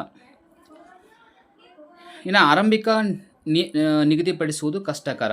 ಆರಂಭಿಕ ಕ್ಯಾಪ್ ನಿಗದಿಪಡಿಸುವುದು ಕಷ್ಟಕರ. ನಮಗೆ ಕನ್ಫರ್ಮೇಷನ್ ಇಲ್ಲಲ್ಲ, ಸರಿಯಾದ ಮಿತಿಯನ್ನು ನಿರ್ಧರಿಸುವುದು ಸವಾಲಿನ ಕೆಲಸನೇ ಹೌದು. ಯಾಕಂದರೆ ಯಾವ ಸಂಸ್ಥೆ ಎಷ್ಟು ಮಾಲಿನ್ಯ ಮಾಡುತ್ತೆ ಅನ್ನೋದನ್ನು ನಾವು ಅಷ್ಟು ಈಸಿಯಾಗಿ ಕ್ಯಾಲ್ಕುಲೇಷನ್ ಮಾಡೋದು ಭಾಳ ಕಷ್ಟನೇ ಇದೆ. ಯಾಕಂದ್ರೆ ಎಲ್ಲೇ ಹೋಗಲಿ ನೀವು ಜಸ್ಟ್ ವಿಚಾರ ಮಾಡಿ, ಯಾವುದೇ ಒಂದು ಕಾರ್ಖಾನೆ ಕೆಲವೊಂದು ಸಲ ಏನಾಗುತ್ತೆ ಅಂದರೆ, ಅದು ಟೆಕ್ನಾಲಜಿ ಯೂಸ್ ಮಾಡುತ್ತೋ ಅಥವಾ ಇಲ್ಲೋ ಅದು ಸೆಕೆಂಡರಿ, ಬಟ್ ಅದು ಎಷ್ಟು ಮಾಲಿನ್ಯ ಮಾಡುತ್ತಂದರೆ ಎಕ್ಯುರೇಟಾಗಿ ಹೇಳಲಿಕ್ಕೆ ಆಗೋದಿಲ್ಲ. ಇದು ಬಹಳ ಡಿಫಿಕಲ್ಟ್ ಇದೆ. ಇನ್ನು ಆಡಳಿತ ವೆಚ್ಚ ಹೆಚ್ಚಾಗುತ್ತದೆ. ಅಂದ್ರೆ ಮೇಲ್ವಿಚಾರಣೆ ಮಾಡಬೇಕಾಗತ್ತೆ. ಅದನ್ನು ಜಾರಿಗೊಳಿಸುವಿಕೆಯ ದುಬಾರಿಯ ಕೆಲಸ ಆಗಿಬಿಟ್ಟಿದೆ. ಅಂತಂದ್ರೆ ದೇಶದಲ್ಲಿರುವಂತಹ ಎಲ್ಲ ಸಂಸ್ಥೆಗಳಿಗೆ ಇಂತಿಷ್ಟು ಮಾಲಿನ್ಯವನ್ನು ಮಾಡಬೇಕು, ಇದಕ್ಕಿಂತ ಹೆಚ್ಚು ಮಾಡಬಾರ್ದು ಅಂತಂದರೆ ಅವು ಎಷ್ಟು ಮಾಡ್ತಾವಂತ ನಮಗೆ ಹೇಗೆ ಕನ್ಫರ್ಮ್ ಸಿಗುತ್ತೆ? ನಾವು ಯಾವತ್ತೂ ಕೂಡ ಆ ಕಾರ್ಖಾನೆಗಳಿಗೆ ವಿಸಿಟ್ ಕೊಡಬೇಕಾಗತ್ತೆ. ಇಲ್ಲಾಂದರೆ ಅದು ಪೊಲ್ಯೂಷನ್ ಮಾಡುವಂಥ ಸಮಯದಲ್ಲಿ ಅಂದರೆ ಕಂಟಿನ್ಯೂ 24/7 ಅದನ್ನು ಅಬ್ಸರ್ವ್ ಮಾಡಬೇಕಾಗತ್ತೆ. ಬಟ್ ಇದು ಸಾಧ್ಯ ಇಲ್ಲ. ಈ ಥರ ಮೇಲ್ವಿಚಾರಣೆ ಮಾಡಲಿಕ್ಕೆ ಸರ್ಕಾರದಿಂದ ಆಗಂಗಿಲ್ಲ. ಯಾಕಂದರೆ ಅವರು ಅದಕ್ಕೊಬ್ಬರ ನೇಮಕಾತಿ ಮಾಡಬೇಕಾಗತ್ತಿಲ್ಲ ಅಂತಂದರೆ. ಸೊ ಸಮ್ಟೈಮ್ಸ್ ಏನಾಗುತ್ತೆ, ಸರ್ಕಾರ ನಿಗದಿಪಡಿಸಿದ್ದಕ್ಕಿಂತನೂ ಅನ್ಯ ಮಾರ್ಗದಿಂದ ಆ ಒಂದು ಸಂಸ್ಥೆ ಹೆಚ್ಚು ಪೊಲ್ಯೂಷನ್ ಮಾಡುವಂಥ ಚಾನ್ಸಸ್ ಇರುತ್ತೆ ಅಂತ ಅರ್ಥ. ಇನ್ನು ಮಾರುಕಟ್ಟೆಯ ದುರುಪಯೋಗದ ಸಾಧ್ಯತೆ ಕೂಡ ಇರುತ್ತೆ. ಅಂದರೆ ಕೆಲವು ಸಂಸ್ಥೆಗಳು ಪರವಾನಗಿಗಳನ್ನು ಸಂಗ್ರಹಿಸಿ ಮಾರುಕಟ್ಟೆಯನ್ನು ಪ್ರಭಾವಿಸಬಹುದು. ಆಗಲೇ ಹೇಳಿದ್ನಲ್ಲ, ಎ ಸಂಸ್ಥೆ ಹತ್ರ 20 ಟನ್ದಷ್ಟು ಪರವಾನಗಿ ಇದೆ. ಬಟ್ ಇದೇನು ಮಾಡ್ಬೋದು, ಬೇರೆ ಬೇರೆ ಸಂಸ್ಥೆಗಳಿಂದ ಅಡ್ವಾನ್ಸ್ ಆಗಿನೇ ಪರವಾನಗಿ ಎಲ್ಲವನ್ನು ಖರೀದಿ ಮಾಡಿಟ್ಟುಕೊಂಡು ಯಾರ ಹತ್ರನೂ ಪರವಾನಗಿ ಇನ್ನು ಇಲ್ಲಲ್ಲ, ಅವಶ್ಯಕತೆ ಬೀಳ್ತಾ ಇದೆಯಲ್ಲ ಎಲ್ಲರಿಗೆ, ಆ ಟೈಮಲ್ಲಿ ಬೆಲೆನೇ ಹೆಚ್ಚು ಮಾಡಿ ಇಡೀ ಮಾರುಕಟ್ಟೆಯನ್ನೇ ಆತ ಕಂಟ್ರೋಲಿಗೆ ತೆಗೆದುಕೊಳ್ಳುವಂಥ ಚಾನ್ಸಸ್ ಇರುತ್ತೆ. ಇಲ್ಲಿ ಸರ್ಕಾರ ಇನ್ನೂ ಮಧ್ಯಪ್ರವೇಶ ಮಾಡೋಂಗಿಲ್ಲ, ಮಾಡುವಲ್ಲೂ ಅವಕಾಶ ಕೂಡ ಇಲ್ಲ. ಓನ್ಲಿ ಸರ್ಕಾರದ ಉದ್ದೇಶ ಏನು, ಅದರದ ನೀತಿ ಅಥವಾ ಅದರದ ಕಾನೂನು ಹೆಂಗಿದೆ ಅಂದರೆ ಓನ್ಲಿ ನಿಗದಿಪಡಿಸೋದಷ್ಟೇ, ಕ್ಯಾಪ್ನ ನಿಗದಿ ಮಾಡೋದು ಅಷ್ಟೇ, ಮತ್ತೇನಿಲ್ಲ. ಇನ್ನು ಸಣ್ಣ ಸಂಸ್ಥೆಗಳಂತೂ ಭಾರಣ ಆಗಿದೆ, ದುಬಾರಿಯಾಗಿರುವಂಥದ್ದು. ಅಂದರೆ ಹೆಚ್ಚುವರಿ ಪರವಾನಗಿಗಳನ್ನು ಖರೀದಿಸುವುದು ಸಣ್ಣ ಸಂಸ್ಥೆಗಳಿಗೆ ದುಬಾರಿಯಾಗಬಹುದು. ಹೌದು, ಈಗಾಗಲೇ ಪರವಾನಗಿ ಕೊಟ್ಟಿದೆ ಸರ್ಕಾರ, ಅದಕ್ಕಿಂತ ಹೆಚ್ಚು ಪೊಲ್ಯೂಷನ್ ಆಗ್ತಾಯಿತ್ತು ಅಂತಂದರೆ, ಈಗ ನಮಗೆಲ್ಲ ಗೊತ್ತಿರಲಿ, ಕೆಲವೊಂದು ವಸ್ತುಗಳನ್ನು ಉತ್ಪಾದನೆ ಮಾಡಬೇಕಂತಂದ್ರೆ ಹೆಚ್ಚು ಏನಾಗುತ್ತೆ ಅಂತಂದರೆ ಈ ಪೊಲ್ಯೂಷನ್ ಆಗುತ್ತೆ, ಜಾಸ್ತಿ ಮಾಲಿನ್ಯ ಉಂಟಾಗುತ್ತೆ. ಇನ್ನು ಕೆಲವು ಸರಕುಗಳನ್ನು ಉತ್ಪಾದನೆ ಮಾಡಬೇಕಂತಂದ್ರೆ ಕಡಿಮೆ ಪೊಲ್ಯೂಷನ್ ಆಗ್ತಾ ಇರುತ್ತೆ. ಇಂತಹ ಸಂದರ್ಭದಲ್ಲಿ ಕೆಲವೊಂದು ಸಣ್ಣ ಸಂಸ್ಥೆಗಳು ಕಡಿಮೆ ಉತ್ಪಾದನೆ ಮಾಡ್ತಾಯಿದ್ರೂ ಕೂಡ ಹೆಚ್ಚು ಪೊಲ್ಯೂಷನ್ ಆಗ್ತಾಯಿತ್ತು ಅಂತಂದರೆ ಅವುಗಳಿಗೆ ಹೊಸ ಪರ್ಮಿಷನ್ ತೆಗೆದುಕೊಳ್ಳುವ ಅವಶ್ಯಕತೆ ಬೀಳುತ್ತೆ. ಬಟ್ ಅಷ್ಟು ದುಡ್ಡು ಖರ್ಚು ಮಾಡಿ, ಅಷ್ಟು ಆದಾಯವನ್ನು ಖರ್ಚು ಮಾಡಿ ಅದನ್ನು ಖರೀದಿ ಮಾಡೋದು ಕಷ್ಟಕರ ಆಗಿಬಿಡುತ್ತೆ. ಇನ್ನು ಪ್ರಾದೇಶಿಕ ಮಾಲಿನ್ಯದ ಸಮಸ್ಯೆ ಕೂಡ ಇರುತ್ತೆ. ಅಂದರೆ ಒಂದು ಒಟ್ಟು ಮಾಲಿನ್ಯ ಕಡಿಮೆಯಾದರೂ ಕೆಲವು ಪ್ರದೇಶಗಳಲ್ಲಿ ಮಾಲಿನ್ಯ ಹೆಚ್ಚು ಉಳಿಯಬಹುದು. ಹೌದು, ಇದು ಸಾಮಾನ್ಯವಾಗಿ ಕಂಡುಬರುತ್ತೆ. ಅಂದ್ರೆ ಯಾವ ಕೆಲವೊಂದು ಪ್ರದೇಶಗಳಲ್ಲಿ ಮಾಲಿನ್ಯವನ್ನು ಹೆಚ್ಚು ಮಾಡುವಂಥ ಏನು ಕಾರ್ಖಾನೆಗಳು ಹೆಚ್ಚಿದ್ದು, ಕೆಲವೊಂದು ಪ್ರದೇಶಗಳಲ್ಲಿ ಮಾಲಿನ್ಯ ಕಡಿಮೆ ಮಾಡುವಂತಹ ಕಾರ್ಖಾನೆಗಳಿದ್ದು ಅಂತಂದರೆ ಇಲ್ಲಿರುವಂತಹ ಎಲ್ಲ ಪರವಾನಗಿ ಈ ಕಡೆ ಹೋಗಿಬಿಡತ್ತೆ. ಆವಾಗ ಈ ಪ್ರದೇಶದಲ್ಲಿ ಹೆಚ್ಚು ಮಾಲಿನ್ಯ ಆಗುವಂಥ ಚಾನ್ಸಸ್ ಇರುತ್ತೆ ಅಂತ ಅರ್ಥ. ಸೊ ಒಟ್ಟಾರೆಯಾಗಿ ನಾವು ನೋಡ್ತಾ ಹೋದರೆ ಇದರಿಂದ ಲಾಭವೂ ಇದೆ, ಬಟ್ ಅದು ಮಿತಿ ಮೀರಿತು ಅಥವಾ ಅದನ್ನು ಸರಿಯಾಗಿ ನಿಭಾಯಿಸಲಿಲ್ಲ ಅಂತಂದರೆ ಇದು ಬೇರೆ ಬೇರೆ ಮಾರ್ಗಗಳಿಂದಲೂ ಕೂಡ ಅಷ್ಟು ಉಪಯೋಗಕರ ಆಗದೇ ಇರುವಂಥದ್ದು ಕೂಡ ಕಂಡು ಬರ್ತಾ ಇದೆ. ಇದು ಕೂಡ ಮಾರುಕಟ್ಟೆಯ ವೈಫಲ್ಯಕ್ಕೆ ಸಂಬಂಧಪಟ್ಟಂಗೆ, ಬಾಹ್ಯತೆಗಳಿಗೆ ಸಂಬಂಧಪಟ್ಟಂಗೆ ಮತ್ತು ಈ ಸಿದ್ಧಾಂತಗಳಿಗೆ ಸಂಬಂಧಪಟ್ಟಂಗೆ ಇರುವಂತಹ ಕಾನ್ಸೆಪ್ಟನೇ ಆಗಿದೆ. ಅದೇನು ಅಂತಂದರೆ ನೆಗೋಸಿಯೇಟೆಡ್ ಸೆಟಲ್ಮೆಂಟ್ಸ್ ಅಂತ ಕರಿತೀವಿ. ಅಂದರೆ ಒಪ್ಪಂದಾತ್ಮಕ ಪರಿಹಾರಗಳು ಅಂತ ಕರಿತೀವಿ. ಮತ್ತು ಅದಕ್ಕೆ ಇರುವಂಥ ಕಾರಣಗಳ ಬಗ್ಗೆಯೂ ಕೂಡ ನಾನು ಕೆಲವೊಂದು ವಿಷಯಗಳನ್ನು ನಿಮಗೆ ಹೈಲೈಟ್ ಮಾಡೋಕತ್ತನು. ಯಾಕಂದರೆ ಇದನ್ನು ಈಗಾಗಲೇ ಸ್ಪೆಷಲಿ ಕೋಸ್ ಅವರ ಸಿದ್ಧಾಂತದಲ್ಲಿ ಥಿಯರಿಮಲ್ಲಿ ನಾವು ಇದನ್ನು ಕನ್ಸಿಡರ್ ಮಾಡಿದ್ವಿ. ಸೊ ಹಾಗಾಗಿ ಅದರ ಒಂದು ಬೇಸಲ್ಲೇ ಅವರು ಹೇಳಿರುವಂತಹ ವಿಷಯವನ್ನೇ ಮತ್ತೊಂದು ಸಲ ಡಿಫ್ರೆಂಟಾಗಿ, ಅಂದರೆ ಇದೊಂದು ಸಪ್ರೇಟ್ ಕಾನ್ಸೆಪ್ಟ್ ಇದು. ಸೊ ಹಾಗಾಗಿ ಅದನ್ನು ಹೈಲೈಟ್ ಮಾಡ್ತಾ ಇರುವಂಥದ್ದು. ನೆಗೋಸಿಯೇಟೆಡ್ ಸೆಟಲ್ಮೆಂಟ್ ಅಂದರೆ ಮತ್ತೇನೂ ಅಲ್ಲ, ನ್ಯಾಯಾಲಯ ಅಥವಾ ಸರ್ಕಾರದ ಹಸ್ತಕ್ಷೇಪವಿಲ್ಲದೆ ಸಮಸ್ಯೆಯಲ್ಲಿ ಭಾಗಿಯಾದ ಪಕ್ಷಗಳು ಪರಸ್ಪರ ಮಾತುಕತೆ ನಡೆಸಿ ಸ್ವಯಂ ಒಪ್ಪಂದದ ಮೂಲಕ ಪರಿಹಾರ ಕಂಡುಕೊಳ್ಳುವುದು ಅಂತಲೇ ಅರ್ಥ. ಇದನ್ನು ಹೇಳಿದವರು ಯಾರು ಅಂತಂದರೆ ಕೋಸ್ ಅವರು. ಓಕೆನಾ? ಹಾಗಾಗಿ ಕೋಸ್ ಅವರ ಸಿದ್ಧಾಂತದಲ್ಲಿ ಹೈಲೈಟ್ ಆಗುವಂತಹ ಮೇನ್ ಪಾಯಿಂಟನ್ನು ಇದಾಗಿದೆ. ಈಗಾಗಲೇ ನಮ್ಗೆ ಕನ್ಫರ್ಮೇಷನ್ ಕೂಡ ಇದೆ. ಉದಾಹರಣೆಗೆ, ಒಂದು ಕಾರ್ಖಾನೆಯು ಹೊಗೆಯಿಂದ ಹತ್ತಿರದ ರೈತರ ಬೆಳೆ ಹಾನಿಯಾಗುತ್ತಿದೆ ಎಂದುಕೊಳ್ಳಿ. ಓಕೆ, ಒಂದು ಎಕ್ಸಾಂಪಲ್ ಅಷ್ಟೇ. ಇಬ್ಬರೂ ಮಾತುಕತೆ ನಡೆಸಿ ಕಾರ್ಖಾನೆ ರೈತರಿಗೆ ಪರಿಹಾರಧನ ನೀಡಲು ಅಥವಾ ಮಾಲಿನ್ಯ ಕಡಿಮೆ ಮಾಡಲು ಸಾಧನ ಅಳವಡಿಸಲು ಒಪ್ಪಿದ್ದರೆ ಅದು ನೆಗೋಸಿಯೇಟೆಡ್ ಸೆಟಲ್ಮೆಂಟ್ ಅಂತಲೇ ಅರ್ಥ. ಒಂದು ಕಾರ್ಖಾನೆ ಏನು ಮಾಡ್ಬೋದು, ಈಗ ಈ ಮಾಲಿನ್ಯ ಕಡಿಮೆ ಮಾಡ್ಬೋದು, ಇಲ್ಲ ಅಂದರೆ ರೈತರಿಗೆ ಆಗುವಂಥ ನಷ್ಟವನ್ನು ಆ ಕಾರ್ಖಾನೆ ಕೊಡಬಹುದು. ಸೊ ಇದನ್ನು ಎರಡರಲ್ಲಿ ಯಾವುದಾದ್ರು ಒಂದು ಮಾಡಿದರೂ ಕೂಡ ಇದು ನೆಗೋಸಿಯೇಟೆಡ್ ಸೆಟಲ್ಮೆಂಟ್ ಅಂತಲೇ ಆಗತ್ತೆ. ಇದರ ಅವಶ್ಯಕತೆ ಏನು, ಇದಕ್ಕೆ ಕಾರಣಗಳೇನು ಅಂತಂದರೆ, ಒಂದನೇದು ಸರ್ಕಾರದ ಹಸ್ತಕ್ಷೇಪವನ್ನು ಕಡಿಮೆ ಮಾಡುವುದು. ಯಾಕಂದರೆ ಎಲ್ಲದಕ್ಕೂ ಕೂಡ ಸರ್ಕಾರವೇ ಮಧ್ಯಪ್ರವೇಶ ಮಾಡೋದ್ರಿಂದಕ್ಕಿಂತ ಹೆಚ್ಚಾಗಿ, ಅಂದರೆ ಪಿಗೋ ಅವರ ಪ್ರಕಾರ ಏನಾಗಿದೆ ಅಂದರೆ ಸರ್ಕಾರ ಹಸ್ತಕ್ಷೇಪ ಮಾಡಬೇಕು ಅಂತಿದೆ. ಆದರೆ ಕೋಸ್ ಅವರ ಪ್ರಕಾರ ಏನಾಗಿದೆ ಅಂದರೆ ಸರ್ಕಾರದ ಹಸ್ತಕ್ಷೇಪ ಅವಶ್ಯಕತೆ ಇಲ್ಲ, ಇದು ಮಾತುಕತೆಗಳ ಮೂಲಕ ಬಗೆಹರಿಸಬಹುದು ಅಂತ ಹೇಳ್ತಾರೆ. ಹಾಗಿದ್ಮೇಲೆ ಸಮಸ್ಯೆಯನ್ನು ಪಕ್ಷಗಳೇ ತಮ್ಮೊಳಗೆ ಬಗೆಹರಿಸಿಕೊಳ್ಳಬಹುದು ಅನ್ನೋದೇ ಈ ನೆಗೋಸಿಯೇಟೆಡ್ ಸೆಟಲ್ಮೆಂಟ್ನ ಒಂದು ವಿಚಾರ. ಇನ್ನು ಕಡಿಮೆ ವೆಚ್ಚದಲ್ಲಿ ಪರಿಹಾರ ಪಡೀಲಿಕ್ಕೆ ಸಾಧ್ಯ ಆಗುತ್ತೆ. ಅಂದರೆ ಇಲ್ಲಿ ಯಾವುದೇ ಕೂಡ ನ್ಯಾಯಾಲಯ ಪ್ರಕರಣಗಳು, ಕಾನೂನು ವೆಚ್ಚಗಳು ಮುಂತಾದವುಗಳನ್ನ ತಪ್ಪಿಸ್ಲಿಕ್ಕೆ ಸಾಧ್ಯ ಆಗತ್ತೆ. ನೋಡಿ, ಒಂದು ಕಾರ್ಖಾನೆಯಿಂದ ಆಗುತ್ತಿರುವಂತಹ ಮಾಲಿನ್ಯವನ್ನು ತಡೆಗಟ್ಟಲಿಕ್ಕೆ ನಾವು ಪ್ರತಿ ಸಲನೂ ಕೂಡ ಸರ್ಕಾರ, ನ್ಯಾಯಾಲಯ ಅಂತ ಹೋದಿವಂತಂದರೆ ಅದು ಬೇಗನೆ ಬಗೆಹರಿಯೋದಿಲ್ಲ. ಹಾಗಾಗಿ ಅಲ್ಲಿರುವಂಥ ರೈತರು, ಜನರು ಏನು ಮಾಡ್ಬೋದು, ಕಾರ್ಖಾನೆ ಜೊತೆಗೆ ಮಾತುಕತೆ ಮಾಡಿ ಆ ಸಮಸ್ಯೆನ ಇನ್ನಷ್ಟು ಸರಳವಾಗಿ ಬಗೆಹರಿಸ್ಕೊಳ್ಬೋದು ಅಂತ ಅರ್ಥ. But sometimes it's not possible, ಯಾಕಂದರೆ ಅದು ಸಾಧ್ಯ ಆಗೋದಿಲ್ಲ. ಯಾಕಂದರೆ ಕಾರ್ಖಾನೆಗಳು ಕೂಡ ಅಷ್ಟು ಸರಳವಾಗಿ ಅದಕ್ಕೆ ಏನು ಪರಿಹಾರ ಕೊಡೋದಿಲ್ಲ, ಅದು ಬೇರೆ. ಬಟ್ ಈ ಒಂದು ವಿಚಾರ ಅಷ್ಟೇ, ಸೆಟಲ್ಮೆಂಟ್ ಹೆಂಗೆ ಮಾಡ್ಕೊಳ್ಬೇಕು ಅಂಥೇಳಿ ವೇಗವಾಗಿ ಸಮಸ್ಯೆ ಪರಿಹರಿಸಲು ಸಾಧ್ಯ ಆಗುತ್ತೆ. ಅಂದರೆ ನ್ಯಾಯಾಲಯಕ್ಕೆ ಹೋಯಿತು ಅಂದರೆ ಅದು ಬೇಗನೆ ಪರಿಹಾರ ಸಿಗಂಗಿಲ್ಲ. ದೀರ್ಘಕಾಲದ ನ್ಯಾಯಾಂಗ ಪ್ರಕ್ರಿಯೆಗಿಂತ ಶೀಘ್ರವಾಗಿ ಒಪ್ಪಂದಕ್ಕೆ ಬರಬಹುದು ಈ ಒಂದು ನೆಗೋಸಿಯೇಟೆಡ್ ಸೆಟಲ್ಮೆಂಟಿಂದ, ಕೋಸ್ ಅವರ ಸಿದ್ಧಾಂತದಲ್ಲಿ ಹೇಳಲಾಗಿದೆ. ಓಕೆ, ಇನ್ನು ಪರಸ್ಪರ ಲಾಭ ಇದೆ, ಅಂದರೆ ಎರಡೂ ಪಕ್ಷಗಳಿಗೆ ಅನುಕೂಲವಾಗುವ ಪರಿಹಾರ ಕಂಡುಕೊಳ್ಳಲು ಸಹಾಯಕ ಆಗುತ್ತೆ ಅಂತ ಅರ್ಥ. ನೆಕ್ಸ್ಟು ಸಂಪನ್ಮೂಲಗಳ ಸಮರ್ಥ ಬಳಕೆ ಆಗುತ್ತೆ. ಅಂದರೆ ಸರಿಯಾದ ಮಾತುಕತೆಯ ಮೂಲಕ ಸಮಾಜದ ಒಟ್ಟು ಕಲ್ಯಾಣವನ್ನು ಹೆಚ್ಚಿಸಬಹುದು. ಹೌದು, ಕಾರ್ಖಾನೆಯಿಂದ ಆಗುವಂಥ ಮಾಲಿನ್ಯ ಸ್ವಲ್ಪ ಮಟ್ಟಿಗೆ ಕಡಿಮೆ ಮಾಡಿದ್ರೂ ಕೂಡ ಉಪಯೋಗ ಇದೆ. ಇಲ್ಲಾಂದರೆ ಜನರಿಗೆ ಆಗುತ್ತಿರುವ ಹಾನಿಯನ್ನು ಕಾರ್ಖಾನೆ ತುಂಬಿಕೊಡ್ತಂದ್ರೆ ಅದು ಕೂಡ ಲಾಭ ಇದೆ. ಇನ್ನು ವಿವಾದಗಳನ್ನು ಶಾಂತಿಯುತವಾಗಿ ಬಗೆಹರಿಸಲಿಕ್ಕೂ ಕೂಡ ನೆಗೋಸಿಯೇಟೆಡ್ ಸೆಟಲ್ಮೆಂಟ್ ಸಹಾಯಕ ಆಗತ್ತೆ. ಅಂದರೆ ಕೆಲವೊಂದು ಸಂಬಂಧಗಳನ್ನು ಉಳಿಸಿಕೊಂಡು ಸಂಘರ್ಷವನ್ನು ಕಡಿಮೆ ಮಾಡಲಿಕ್ಕೆ ಈ ಒಂದು ವಿಧಾನ ನಿಜವಾಗ್ಲೂ ಭಾಳ ಹೆಲ್ಪ್ಫುಲ್ ಆಗಿರುವಂಥದ್ದು. ಎಲ್ಲವನ್ನೂ ಕೂಡ ಸರ್ಕಾರದಿಂದ ಕಾನೂನಾತ್ಮಕವಾಗಿಯೇ ನಾವು ಬಗೆಹರಿಸ್ಕೊಳ್ಬೇಕಂತಂದ್ರೆ ಇದು ಕಠಿಣವಾದ ಕೆಲಸನ ಆಗಿದೆ. ಸೊ ಹಾಗಾಗಿ ನಮ್ಮ ಏನು ಪರಿಸರ ಅರ್ಥಶಾಸ್ತ್ರದಲ್ಲಿ ಬಹಳ ವಿಶೇಷವಾಗಿರುವಂತಹ ಕಾನ್ಸೆಪ್ಟ್ಗಳಿವೆಲ್ಲ. ಇವುಗಳ ಬಗ್ಗೆ ನಮಗೆ ಪರೀಕ್ಷೆಯ ದೃಷ್ಟಿಯಿಂದ ಅಂತೂ ಬಹಳ ಇಂಪಾರ್ಟೆಂಟ್, ಅದು ಓಕೆ. ಅಟ್ಲೀಸ್ಟ್ ನಮಗೂ ಕೂಡ ಇದ್ರ ಬಗ್ಗೆ ಒಂದು ಬೇಸಿಕ್ ನಾಲೆಜ್ ಇರಬೇಕಾಗತ್ತೆ. ಯಾಕಂದರೆ ನಾವು ಎಲ್ಲದಕ್ಕೂ ಕೂಡ ಬೇರೆ ಬೇರೆ ವಿಧಾನಗಳನ್ನು ಅಷ್ಟೇ ಬಳಸಿದ್ರೆ ಆಗಂಗಿಲ್ಲ. ಕೆಲವೊಂದು ಇಂಥ ವಿಚಾರಗಳನ್ನು ಕೂಡ ಮಾಡಿ ನಮಗೆ ಆಗುತ್ತಿರುವಂಥ ಸಮಸ್ಯೆಗಳನ್ನ ಬಗೆಹರಿಸ್ಕೊಳ್ಬೋದು. ಓಕೆ. ಇದರ ಒಂದು ಲಾಭಗಳು ಮತ್ತು ನಷ್ಟಗಳು ಅಂಥೇಳಿ, ಅಥವಾ ಪ್ರಯೋಜನಗಳು ಅಥವಾ ಮಿತಿಗಳು ಅಂಥೇಳಿ ಏನು ಇಲ್ಲಿ ಮೆನ್ಷನ್ ಮಾಡಲಾಗಿದೆ. ಪ್ರಯೋಜನಗಳಂತಂದರೆ ಕಡಿಮೆ ವೆಚ್ಚ ಆಗತ್ನ, ಅದೇ ಹೇಳಿದಂಗೆ ನ್ಯಾಯಾಲಯದ ವೆಚ್ಚ ಮತ್ತು ದೀರ್ಘಕಾಲದ ಕಾನೂನು ಪ್ರಕ್ರಿಯೆನ ತಪ್ಪಿಸಲಿಕ್ಕೆ negotiated settlement it's a good idea, but good method. Next ವೇಗವಾದ ಪರಿಹಾರ ಅಂತೂ ಸಿಗುತ್ತೆ. ಆಗಲೇ ಹೇಳಿದಂಗೆ ಸಮಸ್ಯೆಗಳಿಗೆ ಸ್ವಲ್ಪ ಶೀಘ್ರವಾಗಿ ನಾವು ಏನು ಮಾಡೋದು, ಪರಿಹಾರನ ಕಂಡುಕೊಳ್ಬೋದು. ಇನ್ನು ಪರಸ್ಪರ ಸಹಕಾರ ಹೆಚ್ಚುತ್ತದೆ, ಅಂದರೆ ಇಬ್ಬರ ನಡುವಿನ ಸಂಬಂಧಗಳು ಉತ್ತಮವಾಗಿರ್ತವೆ. ನಾವು ಕಾನೂನಾತ್ಮಕವಾಗಿ ಹೋದೆವು ಅಂತಂದರೆ ಇಬ್ಬರ ಮಧ್ಯೆನೂ ಕೂಡ ಮನಸ್ತಾಪಗಳು ಅಥವಾ ಇನ್ನಾವುದೇ ಹಲವಾರು ಸಮಸ್ಯೆಗಳು ಉಂಟಾಗುವಂಥ ಚಾನ್ಸಸ್ ಇರುತ್ತೆ. ಇನ್ನು ಹೊಂದಿಕೊಳ್ಳಲಿಕ್ಕೆ ಸಾಧ್ಯತೆ, ಫ್ಲೆಕ್ಸಿಬಲ್ ಇದೆ, ಅಂದರೆ ಪರಿಸ್ಥಿತಿಗೆ ಅನುಗುಣವಾಗಿ ವಿಭಿನ್ನ ರೀತಿ ಒಪ್ಪಂದ ಮಾಡಿಕೊಳ್ಳಬಹುದು.